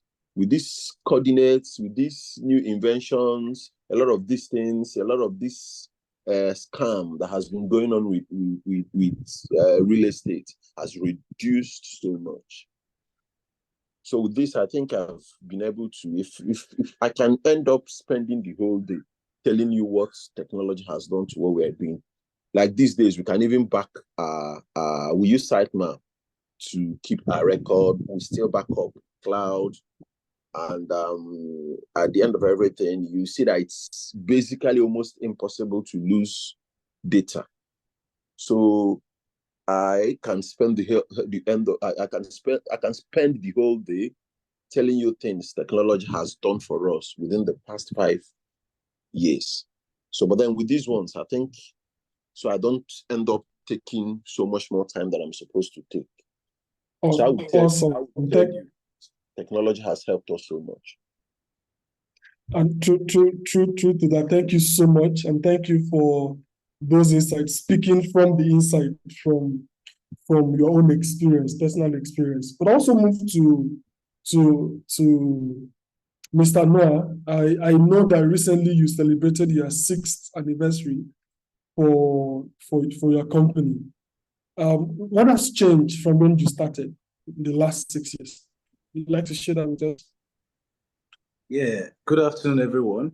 I hope you can hear me well. I've been struggling with my network. Yeah. Loud and clear. Well, my name is Noah Ibrahim. I'm the MD of Novaric Homes and Properties. We just celebrated our 6th anniversary. But I've been in the industry for about 9 years, right? I started as a realtor, before I moved into property development. So for me, well, the industry is a very interesting place, somewhere that is not for the faint-hearted. We started with land sales, right, before we moved into development. Fortunately, we faced our own fair share of issues when it comes to, all the omoniles and, buying land, titling and everything. Basically what most developers are facing right now. But I'll talk more from the customer's point of view. So 5-6 years ago, the way you would sell your property is quite different from how you're going to be selling it now. Why? Because there's more power in the hands of the customers and, while leveraging technology. So you have more informed customers, right? And you have to do some extra level of convincing to be able to bring them on board. Interestingly, the government has been doing a lot, in terms of the titling, though not much progress yet, but I know that it's something that really, working hard towards, because it's a lot of issues. It causes a lot of issues for us as developers, right? The time it takes you to get your title perfected, even when your clients buy from you, the time it takes them to, perfect their own title too, and as people who are selling to other people, you want to support them, you want to help them through that process. I would say right now, majorly for Lagos, because of the things that have been happening in terms of, the demolitions and, the policies, a lot has slowed down. That's aside the inflation level, in the country, right? A lot of Nigerians, would rather, according to the metrics, pay for, food and other basic amenities before they think of buying real estate. But generally, real estate sales has been somewhat slow, right? All around the country. But we're seeing a lot of outflow of developers from Lagos moving into other states, and it's very interesting, right? You see more developers going into the Ogun State, Ibadan. When I say developers, I mean young developers, small money developers like us. We know the big boys, the ones played in the Ikoyi and Co. They're still doing their thing. But a majority of Nigerians can't really afford most of these luxury properties. And it's important that as developers, our first goal, because we will always make money one way or the other, even if you're not making 100%. But your first goal should be to see how you can create opportunities for people who would ordinarily not be able to afford something. So we're talking about, affordability and all. Lagos land is no longer affordable, right? Except you want to buy rubbish, like you want to buy stuff that doesn't apply to, and whatnot. So you see a lot of developers moving out, right? In terms of development as well, because of the inflation level, building is not cheap, right? And that begs the question, how, the birth rate is increasing, more population, more people are coming into the state, into Lagos State almost every single day, right? The infrastructure can most likely won't be able to carry the number of people coming in, right? And definitely there's not enough housing. So for me, in terms of things that can be done, in terms of the government intervention, I think we should have more public-private, partnerships. I have something on my mind that I really want to say, and I don't know if there are other people who have that same school of thought. I can say categorically that developers and the government as well are major contributors to this deficit going on, this housing deficit going on. I'll set an example with the current private sector developer scheme going on, right? The allocation of lands, around the outskirts. When I say outskirts, I mean the Ibejuleki, Ekwe axis. You would think, looking forward to this time, 5 years, 6 years ago, right? You would think that axis will be areas for low-cost housing, right? Areas where, the average Nigerian can get affordable rent, considering that the government is doing the infrastructure down there. You see the BRT lane and Co. So you would expect that we'll have a lot of low-cost housing there, so that a lot of people can, live in Ibejuleki, work in VI and Co. Get there within a short time and all of that. But what you find out is that a lot of allocation is going on, right? Like one of the speakers said, the focus has been on revenue generation than actually creating a solution, right? So developers, I mean, you can't blame us too much. We still have some blame. We approach the government, you know, on the PSDP. We buy these lands at a bit ridiculous amount, right? And then the issue there is that there are no strict measures to the use of that land. We as business people, the cost of money is not cheap, right? You get a facility or you get money, you get an allocation land, and then you sell it out to intending customers. Now, most of these customers are also land speculators, right? So by the time you increase the value of your land, say you are now selling for 18, 20, 25 million or more, like what we see in that axis. Now, it now begs the question, a customer who has bought a land for 25 million in the outskirts of Lagos, how will the person build an affordable house on that place to charge low rent? So for my own opinion, I think stricter measures should be put in place, right? To say, okay, you know what? We are giving you this allocation to build 500 units of low-cost housing. This is your design. So it's not a case of I'm giving you land and then you are now cutting it into bits and pieces and then you're selling. Because that means that the average Nigerian needs to be pushed further down. So further down into Ekpe and Co. I'm talking of the island now, because I mean most of my projects are here. I know on the mainland there might still be some very affordable, you know, land, but I'm talking of the Ekpe Bejuleki access, right? So, and all of this is adding to the rising cost of rents too around here, because you know a lot of people want to get it, right? And the government is doing so much in terms of infrastructure, right? So a lot has changed. There's been adoption of technology too as well. I mean, with Sitemap, fantastic idea. In fact, in the past 2-3 months, I've been using Sitemap to actually show people where my land is, right? So people can see it from anywhere in the world. In fact, they get to see my layout. They get to see what is available, and you know they can actually make payments towards it. So I think it's a very interesting idea. Lastly, what we are doing at Novaric Homes to see how we can also improve the industry. I personally, we're currently working on an InsurTech platform. So I asked myself, how do we pivot, right? How do we add more value? And we realized that a lot of people don't buy insurance when they buy property, And I had to meet up with a lot of, insurance companies and all of that. I'm asking them, there can never be enough houses. There are more houses coming up and all of that. Why are people not buying insurance? At least I can tell you for a fact that directly, I don't think I have had up to 5 clients that have bought insurance on properties they bought from me. And insurance is more like it's a very important part of a real estate transaction. So we personally were working on an AI-powered platform to see how we can also support the industry, allow people to be able to purchase insurance as they're buying their homes, right? So that's one of the things that we're doing in the tech space. Awesome, thank you so much. So all of us have our individual contribution. Thank you so much, Mr. Noah, for sharing those. And I saw Chidi was very excited the way you said that Sitemap is really helping you. Yeah. And I know it's going to get back to you and get a full report on that. Thank you so much.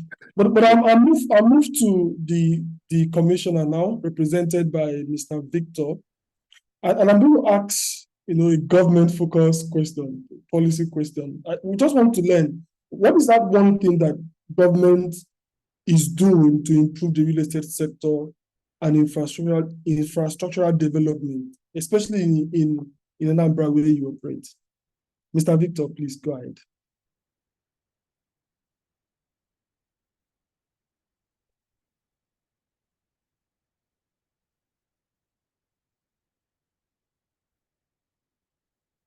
Yeah, good afternoon, everyone. Can you hear me? Loud and clear, sir. I can hear you. Okay. Yeah, thank you so much, sir. I'm pleased to be here on behalf of the Honorable Commissioner for Lands, Anambra State, Professor Alphonse Amuchazi, the Leonard Senior Advocate. Yes, I'll go straight to the point because I think a whole lot of issues have been raised and insights provided about what digitalization is all about. And I think that the first key point is that technology will keep improving, technology will keep growing, technology will keep expanding. So the point is, it's a limitless journey, right? But the key point, I will refer to the comment made by Mr. Odusolu earlier, where he talks about land. So when Professor Soludo, the governor of Anambra State, came, took the oath of office, his main policy was anchored on transparency and accountability as it relates to land. We all know every land in this world has an address. I don't know about space. I know people are going into space. Every land in this world, at least since it's been proven that the world is not endless line of road going into nowhere. The land is round, the earth is round. It also means that we have identified that the land we call Earth today, each piece of it has an address. Each piece of it has a location. So the point for every state is, so how do you capture your land? How do you make sure that all your land is identified accordingly? Because they already exist. We know the boundaries. So when you have sanctified your land, because we all know what land means, then you're talking about how do you ease up the process that relates to land ownership and tenure, land ownership and land administration. When you are clear about that, which relates to policy, then you're talking about how do we digitize? In other words, how do we improve the system and the processes? So when the governor came into office, I think he told my boss, Professor Amuchazi, that, land is a key issue in Anambra, and it's something he wants accountability and transparency and the ease of transaction resolve. So I think that is the main thing. So the political will is very crucial.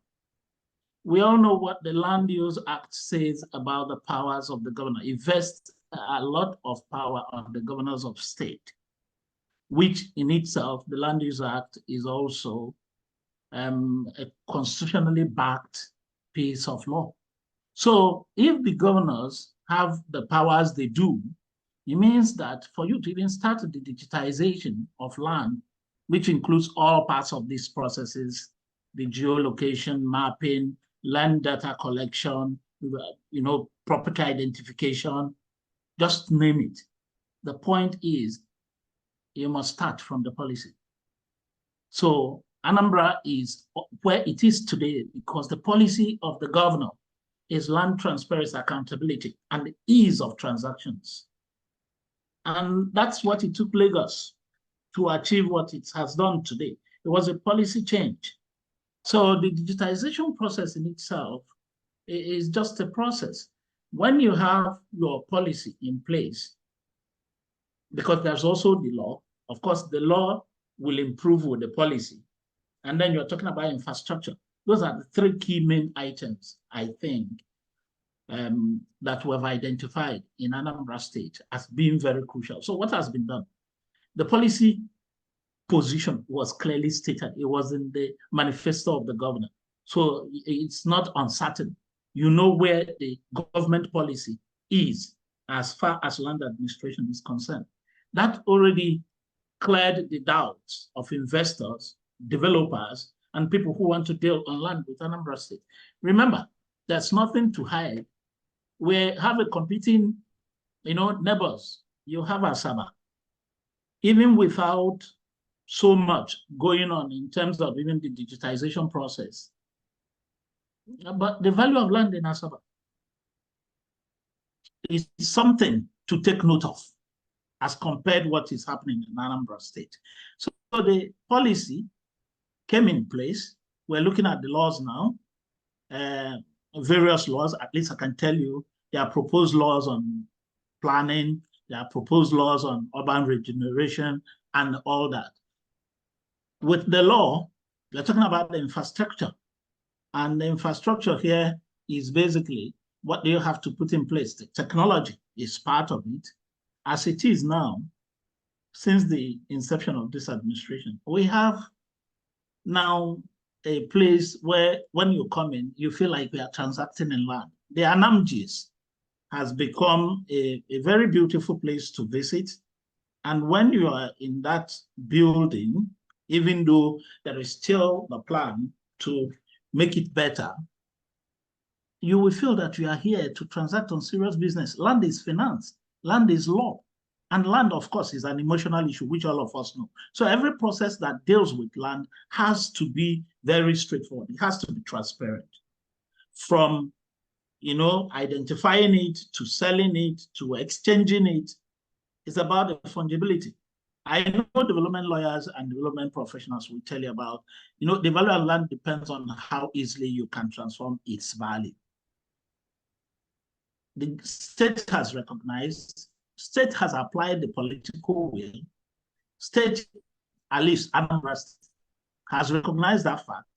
This administration, I think, far more than any other administration. So the policy is on.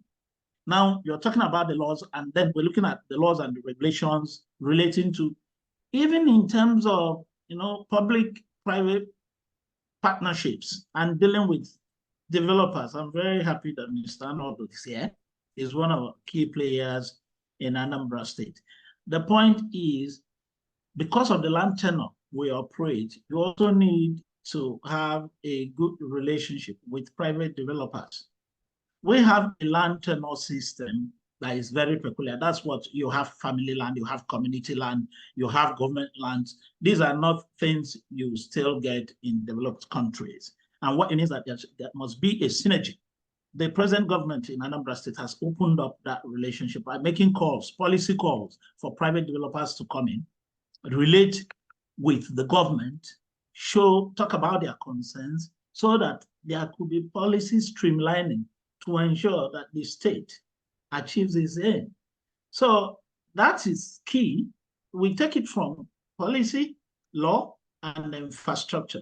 And once you hit policy right, that is very important as far as land transaction and issues and matters relating to law is concerned. Once you're able to achieve that policy shift, I tell you, because technology is endless, so it will keep improving. What do you call it? Law will always change with what is coming on. But as far as Anambra is concerned, there's a policy shift on applying technology to land administration, because it will increase transparency and accountability. And then, of course, provide the platform for our people to use their land as investment capital or entrepreneurship capital. That is what the state feels. And all this is behind its philosophy that land is wealth. And then, of course, Anambra people love to have lands. Thank you very much. All right. Thank you so much, Mr. Victor. I can see you are really excited, in relating some of these things. We also know that the commissioner is very excited about the work that he's doing. So thank you so much. But we'll move towards the advocacy side of things. In the other panel, one of the panelists mentioned things about advocacy.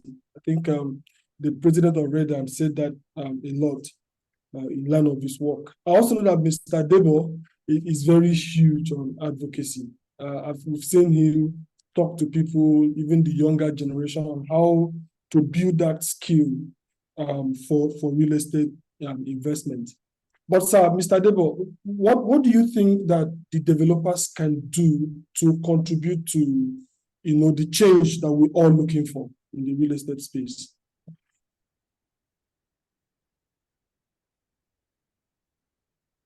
You're muted, sir. Sorry, can you hear me now? Loud and clear, sir. Yeah, thank you very much. And this is to appreciate the theme, the sitemap theme for what you're doing, and also to Appreciate all the speakers that have graced your event, both the first session and those of us that are here at the second session.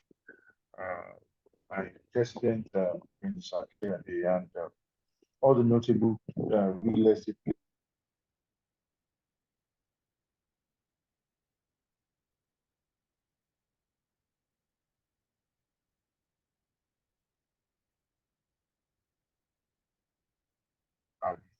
is like what you are trying to get us to do, which is embrace technology. Okay, I think first start from the point of embracing technology. I know that sometimes change is not as easy, but the best is also to always be prepared to change and to change with the times. When it comes to technology, and that's really what I would really like to happen. When it comes to technology, right, you must be using the technology of a particular age that you are in to be able to leverage and make the most of that age. Otherwise, you'll be leaving a lot of things undone and a lot of money on the table. And we know that this age is a subset of the information age, and it has become a social age where people like to, the way we interact and all is almost digital as it were right now. So I say one of the major things that developers would have to do is to really look at how can we embrace technology so that it can better these traditional assets that we all play. Because I think that's a challenge. The major asset we play, you know, when you are in real estate, what you are majorly dealing on is land, because real estate is about land, things that are attached on top and things that are attached below. So land is very traditional. Land is very territorial. You know, land is it's difficult to get people to step their land. And when you now talk about digitizing something that feel like is so real and they can feel and touch, they may lack understanding, or there may be some resistance as a result of wondering whether this is possible or not. So I would say that one major thing developers would have to do is embrace technology in all ramifications across the value chain of development, you know, across the value chain. So from the conceptualization of an idea and doing research to find out what suits the market and all of that, to coming up with a concept, you know, that you think as a solution to that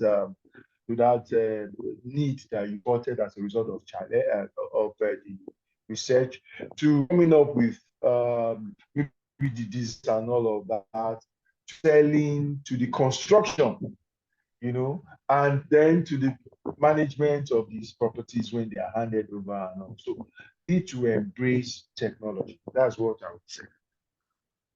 Awesome. Thank you so much. Thank you so much. I think for those who are realtors, those who are developers, industry players, they have listened to you, and we believe they are going to make adjustments. There's something, I think last year when I attended one real estate event, the very renowned Abuja Housing Show, one of the speakers, I think the opening speaker, said that he's declaring the event open, but at the same time, he doesn't want to come back next week, or sorry, next year, which is the following year for that event, and listen to the same conversation. He wants to see that there are progress.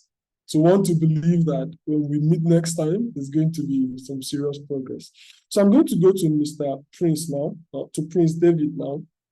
And I know you've been around for a while. You've been doing a lot of things in this space, and of course, still doing.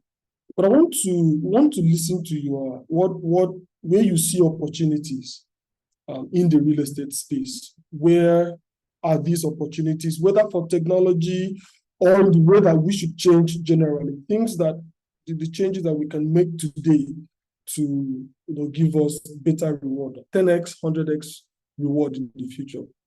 Where are those opportunities? All right. Thank you for having me on this panelist with a lot of other great people. I would go straight to my deposition here.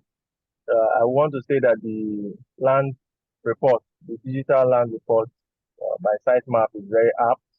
It's been a while coming, collaborating and working with your solution. Yourself and Nnamdi have done great works in bringing this together with the rest of your team. The role of digital solutions in the land marketplace cannot be overemphasized. For me, my primary purpose, my chief definitive purpose for digitization of the land marketplace is with respect to unlocking the deadweight capital of real estate in Nigeria. There are reports that show that Nigeria has got over 900 billion worth of debt capital, and this debt capital itself cannot be mined. This debt capital cannot be assessed simply because of our land registry or land titling system. Every other speaker in the first session, all of us as practitioners in the panelist session, as well as the entire reason for this digitization and land report is to add value. So I am pointing us towards the value that it is adding, not just for us as developers, not just for realtors, not just for practitioners, but for the economy as a whole. Regardless of whatever we say, until we start producing, we cannot crash down the exchange rate. Until we start producing, cost of housing cannot come down, cannot be affordable. So digitization and technology in the real estate space is important to unlock the dead weight of our real estate value. And so this is kudos to the team at Sitemap for bringing this. Second point is for us as a company at LandShop, since adopting Sitemap solutions, it has really helped to push. It has really helped to push our trust quotient. We had an issue before with realtors taking people to site and taking coordinates and giving different interpretations. We had that resolved, however, since we started using the technological solution, digital solutions. So it's been a better outcome so far. It's helped with easier allocations. It helps with immediate allocation. It helps with people being able to see the secondary value of their property by reselling it without our interface or our input. So it's two things from me, and that would be a wrap. One, the deadweight capital, the use of digitization in improving that as a economic boost for the country, and two, and a call to all developers to try to adopt these digital technologies as provided by Sitemap to ensure that we increase the trust quotient and make the buyer journey smoother. That will be all for me for now. Thank you for having me. Thank you so much. I like the fact that you've talked about data, the 900 billion locked as a result of our inactivity or probably our own activity as well in the real estate space. 900 billion, imagine that added to the Nigerian economy today. So $900 billion. Yeah, that's some good, in fact, higher than our current GDP. So it means that we really need to work really hard to see how we can unlock this. But I'll go back to the commissioner, Mr. Victor now. I will ask you the same question, but also add where are the opportunities? Where do you see opportunities going forward? And what changes would you want to see in Anambra State? Even in Nigeria generally, in the next 3 years? Okay, thank you so much. First is, if we want to really experience the change we all desire about our land administration, management, and the issue the last speaker referred to, which is conversion of the value of land. moving it from this piece of asset we see to making it the backbone of our investments and transactions. What it means is that the economic value of land must first of all be appreciated. Government has to, by advocacy, by involvement of all the key stakeholders. First is land is a limited resource. At least the issue of climate change and whatever is happening is showing us that, look, land is something you have to manage. So there is that policy realization that land administration and management is as important as your financial system, which means that the right policies must be put in place. And then not just the policy being put in place, they must continuously evolve. They must continuously evolve. So government is monitoring its policy. There shouldn't be any policy that should be more than 10 years. Every policy should have a review in 10 years. So the point I'm making is right now, we have embraced the current technology, I think the best, in getting our ANAMGIS running in Anambra State, which the commissioner is administering for the state.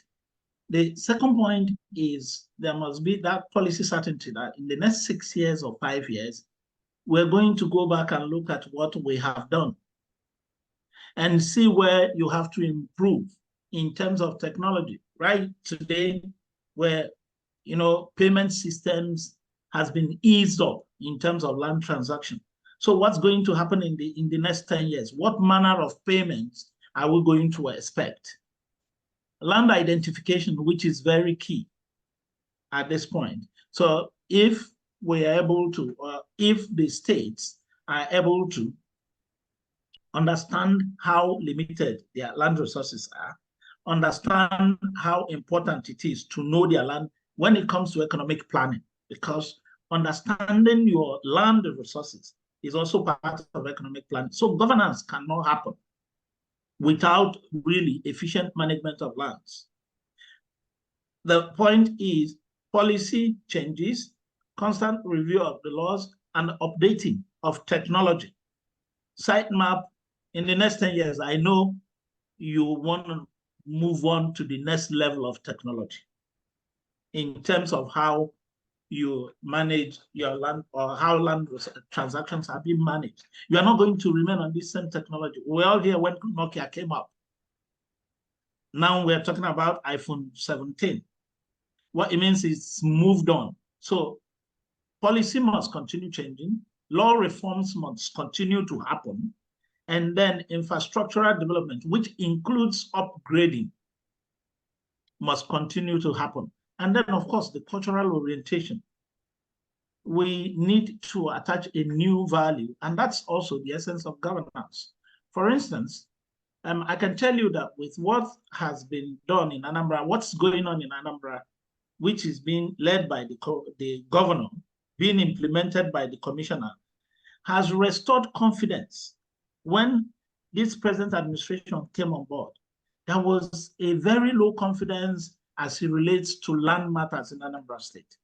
A key player here talked about double allocation, talked about other issues, including payment, ease of, that a whole lot, even the fraudsters out there, not particularly with lands.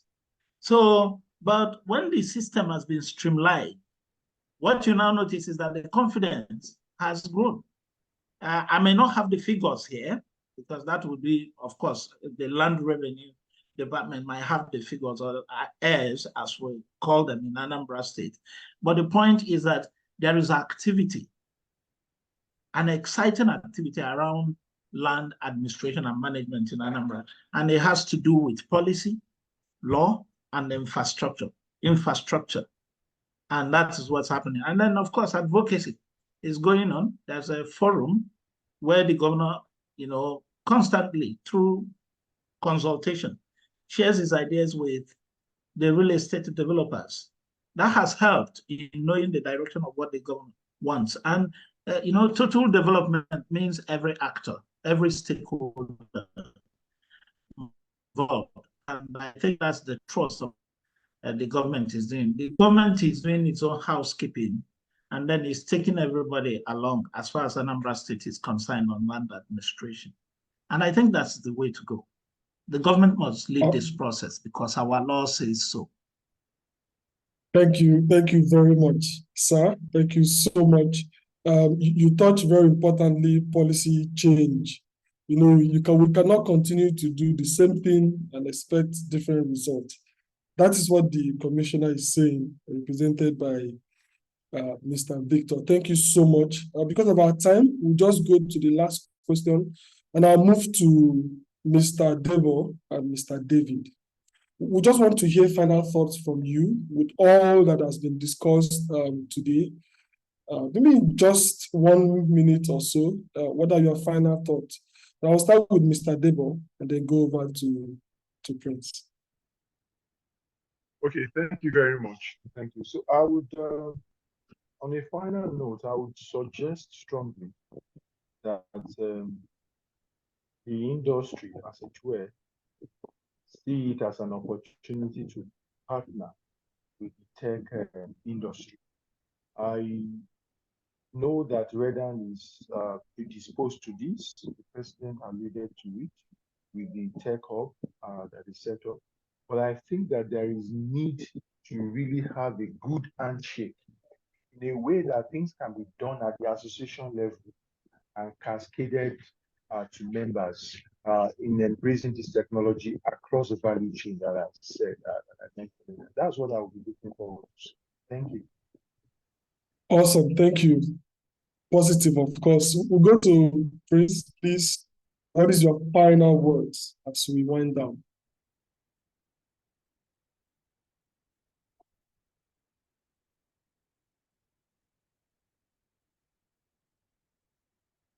Hello, Prince, are you there? Prince Can you repeat that? Okay, your final thoughts on some of the conversation that we've had today.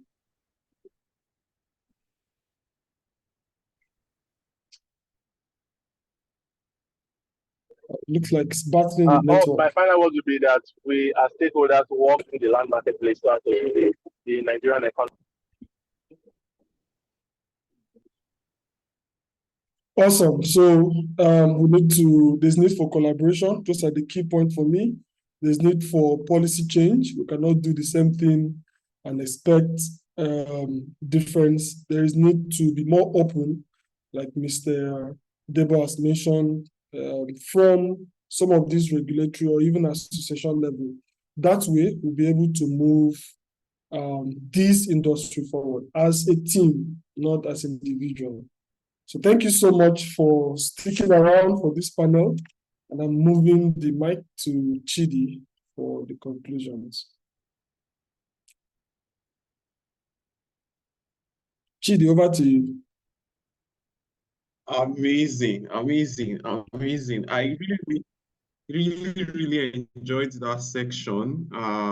Can we hear me, please? Just double checking if we can still hear me loud and clear.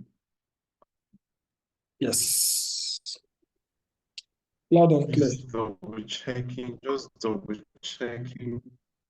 Awesome. Thank you so much, Sandy Freke, for moderating that section. It was interesting listening to. We picked a couple things from that conversation. It just underlines the importance of technology, right?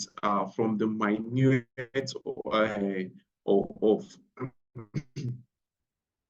of our process, right? It just starts from somewhere and builds and continues to modernize these processes and ensure that this is an industry that we are excited, to be participating in.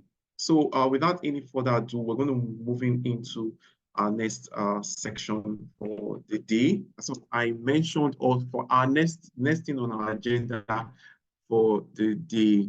So I mentioned that some people will be winning some citing some prizes, right?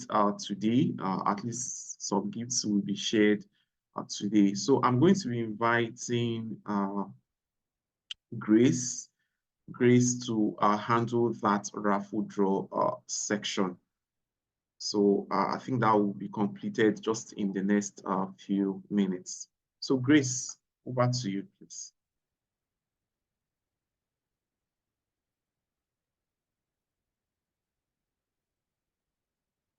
Hello, good afternoon, everyone. I hope you can hear me clearly. Hello, can you hear me? Yes, we can. Awesome. Thank you very much, Mr. Chidi. I'm so excited to be here. Thank you, everyone who has been able to stay here so far. And I hope you guys have enjoyed the session so far, because I personally learned a lot. I'm so glad and honored to be the one to chaperone this section. So without further ado, let's just get into it. So today, 2 lucky winners would be going home with 20% discount on land, on properties, on land today. So in order for us to determine those winners, we would be using a random name picker to help us determine who those 2 lucky winners are going to be. So for transparency's sake, you're going to be working with me as we do that. So within this tool, I've been able to impute all the email addresses of everyone that has successfully registered. I believe everyone can see my screen. Please help me confirm if you can see my screen. Yes. Okay, great. So I have imputed the emails of everyone who registered for this event. And once I click on start, it will go through all those emails and help us randomly pick 1 or 2 of the emails of the people that will be going home with the discount. So we'll start for the first winner.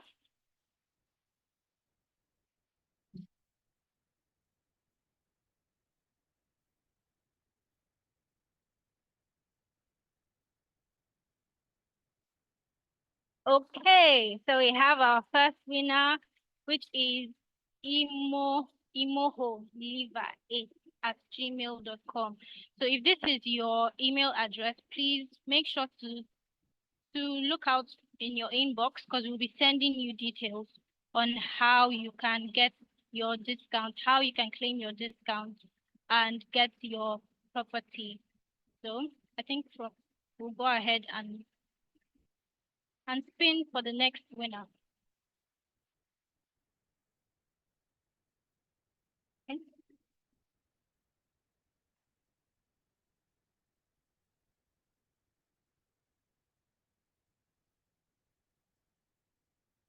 Let's go.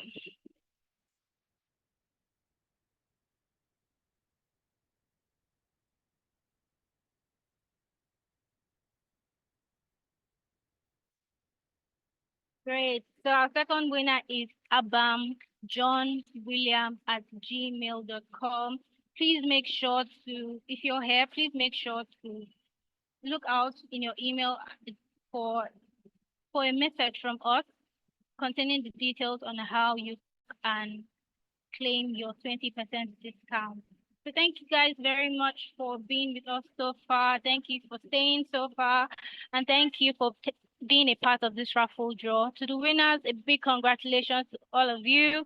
And to everyone who has been here so far, you guys are all winners as well. And we look forward to seeing you again in another amazing webinar. Thank you very much. Take care. Thank you so much, Grace. Thank you so much for anchoring that raffle draw section. I'm actually a bit jealous already. The sitemap team, please, I'm also going to send my email address so that I can also get details for my own discount, please. Who does not like a discount for land? So so thank you very much, and congratulations once again to our 2 special winners. So like Grace said, you should look out for details via your email on how you're going to access your discount and the property that you've been given this access for.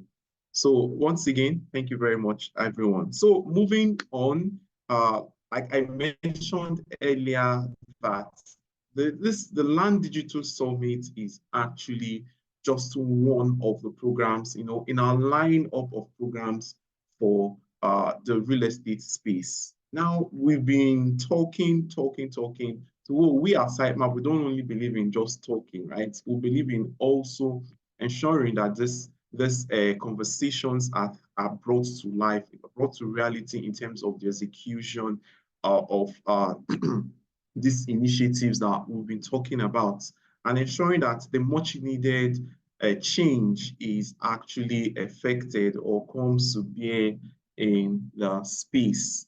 So on that note, we're going to be having another program, right? Now, this particular program, I'm very, very excited about it. It's going to be a physical program. So I'm definitely looking forward to, seeing each of our faces at that particular event. And it's going to be the Land Trade Fair 2025. So the Land Trade Fair 2025, right, is going to be a physical event. The location is going to be in Lagos. So we have ample time to, start making preparations for that event. Now, more details about the event, it will be shared to you via email. So far you registered for this event, you are going to get the details regarding the event, shared across to you. So also on the chat, a link is also going to pop up in the chat, right?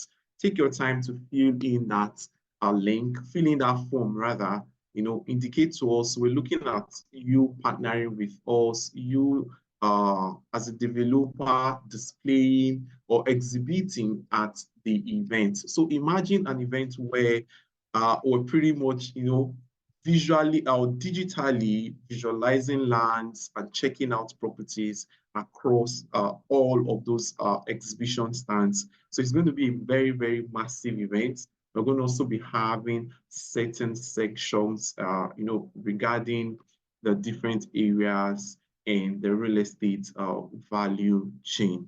So click on the link, indicates there. If you want to partner with us, we're looking for partners. If you want to attend, we're looking for attendees. If you also want to exhibit, we're also looking for exhibitors to attend that particular event. So I'm sure the link must have been dropped somewhere in the chat. So there's also a QR code on the screen. Just for some reason, if you've not gotten the link or you cannot click on the link, you can scan that QR code that you are looking at on your screen. So it will not take you just 2-3 minutes, less than that actually, you'll be done going through that form. So we look forward to interacting with you guys, meeting physically, connecting, and also pushing this industry forward. So thank you very much, everyone. I think like they said, every good thing comes to an end, right? So I want to say a very big thank you to our panelists. Thank you so much for taking our time to join us on time. Our attendees who also joined us on time. Listening in, asking your questions, and also checking out the things that has been shared to you. I can see you mentioned about the Land Report 2024 earlier. The link, if for some reason you missed the link to the report, don't panic. That link would also be shared to you via email, and the other links that we have also shared on this summit as well. So thank you very much to our panelists again. Thank you so much for taking our time to join us. Congratulations once again to our winners. And on that note, I call our summit to a close. Thank you very much, everyone.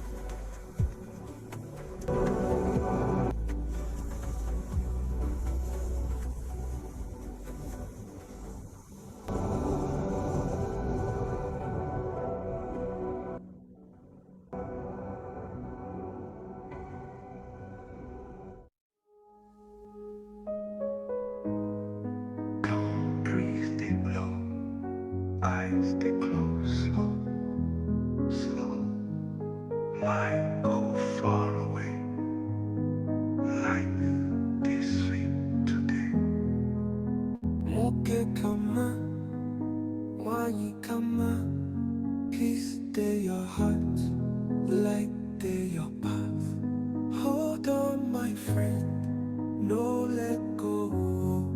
Breathe in deep now, find your glow. Soft voice they call, no need for haste. Everything they come, no time they waste. Ichoma kake, choma dinubochi.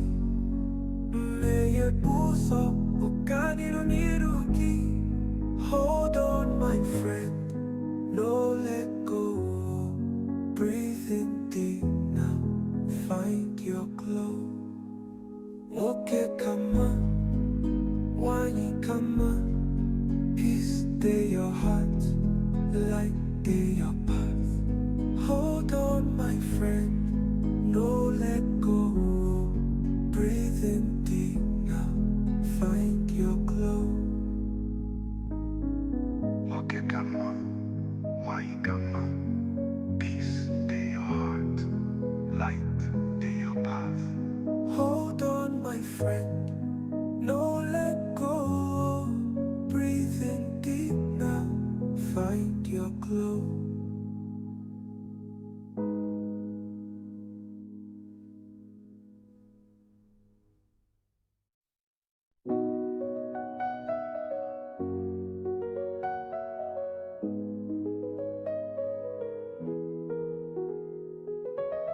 Katika dunia yetu sisi ni ndugu, tukumbatane, tushirikiane.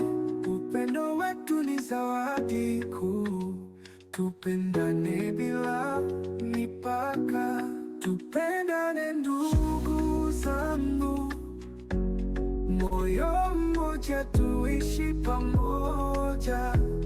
Hakuna tofauti, sisi sote sawa. Upendo ndio njia ya kuishi. Katika nyoyo zetu tunabeba amani, tusamehane, tushikane mikono. Hakuna chuki, hakuna vita, tumaini liko uthibitishwe. Tupendane ndugu zangu, moyo mmoja, tuishi pamoja.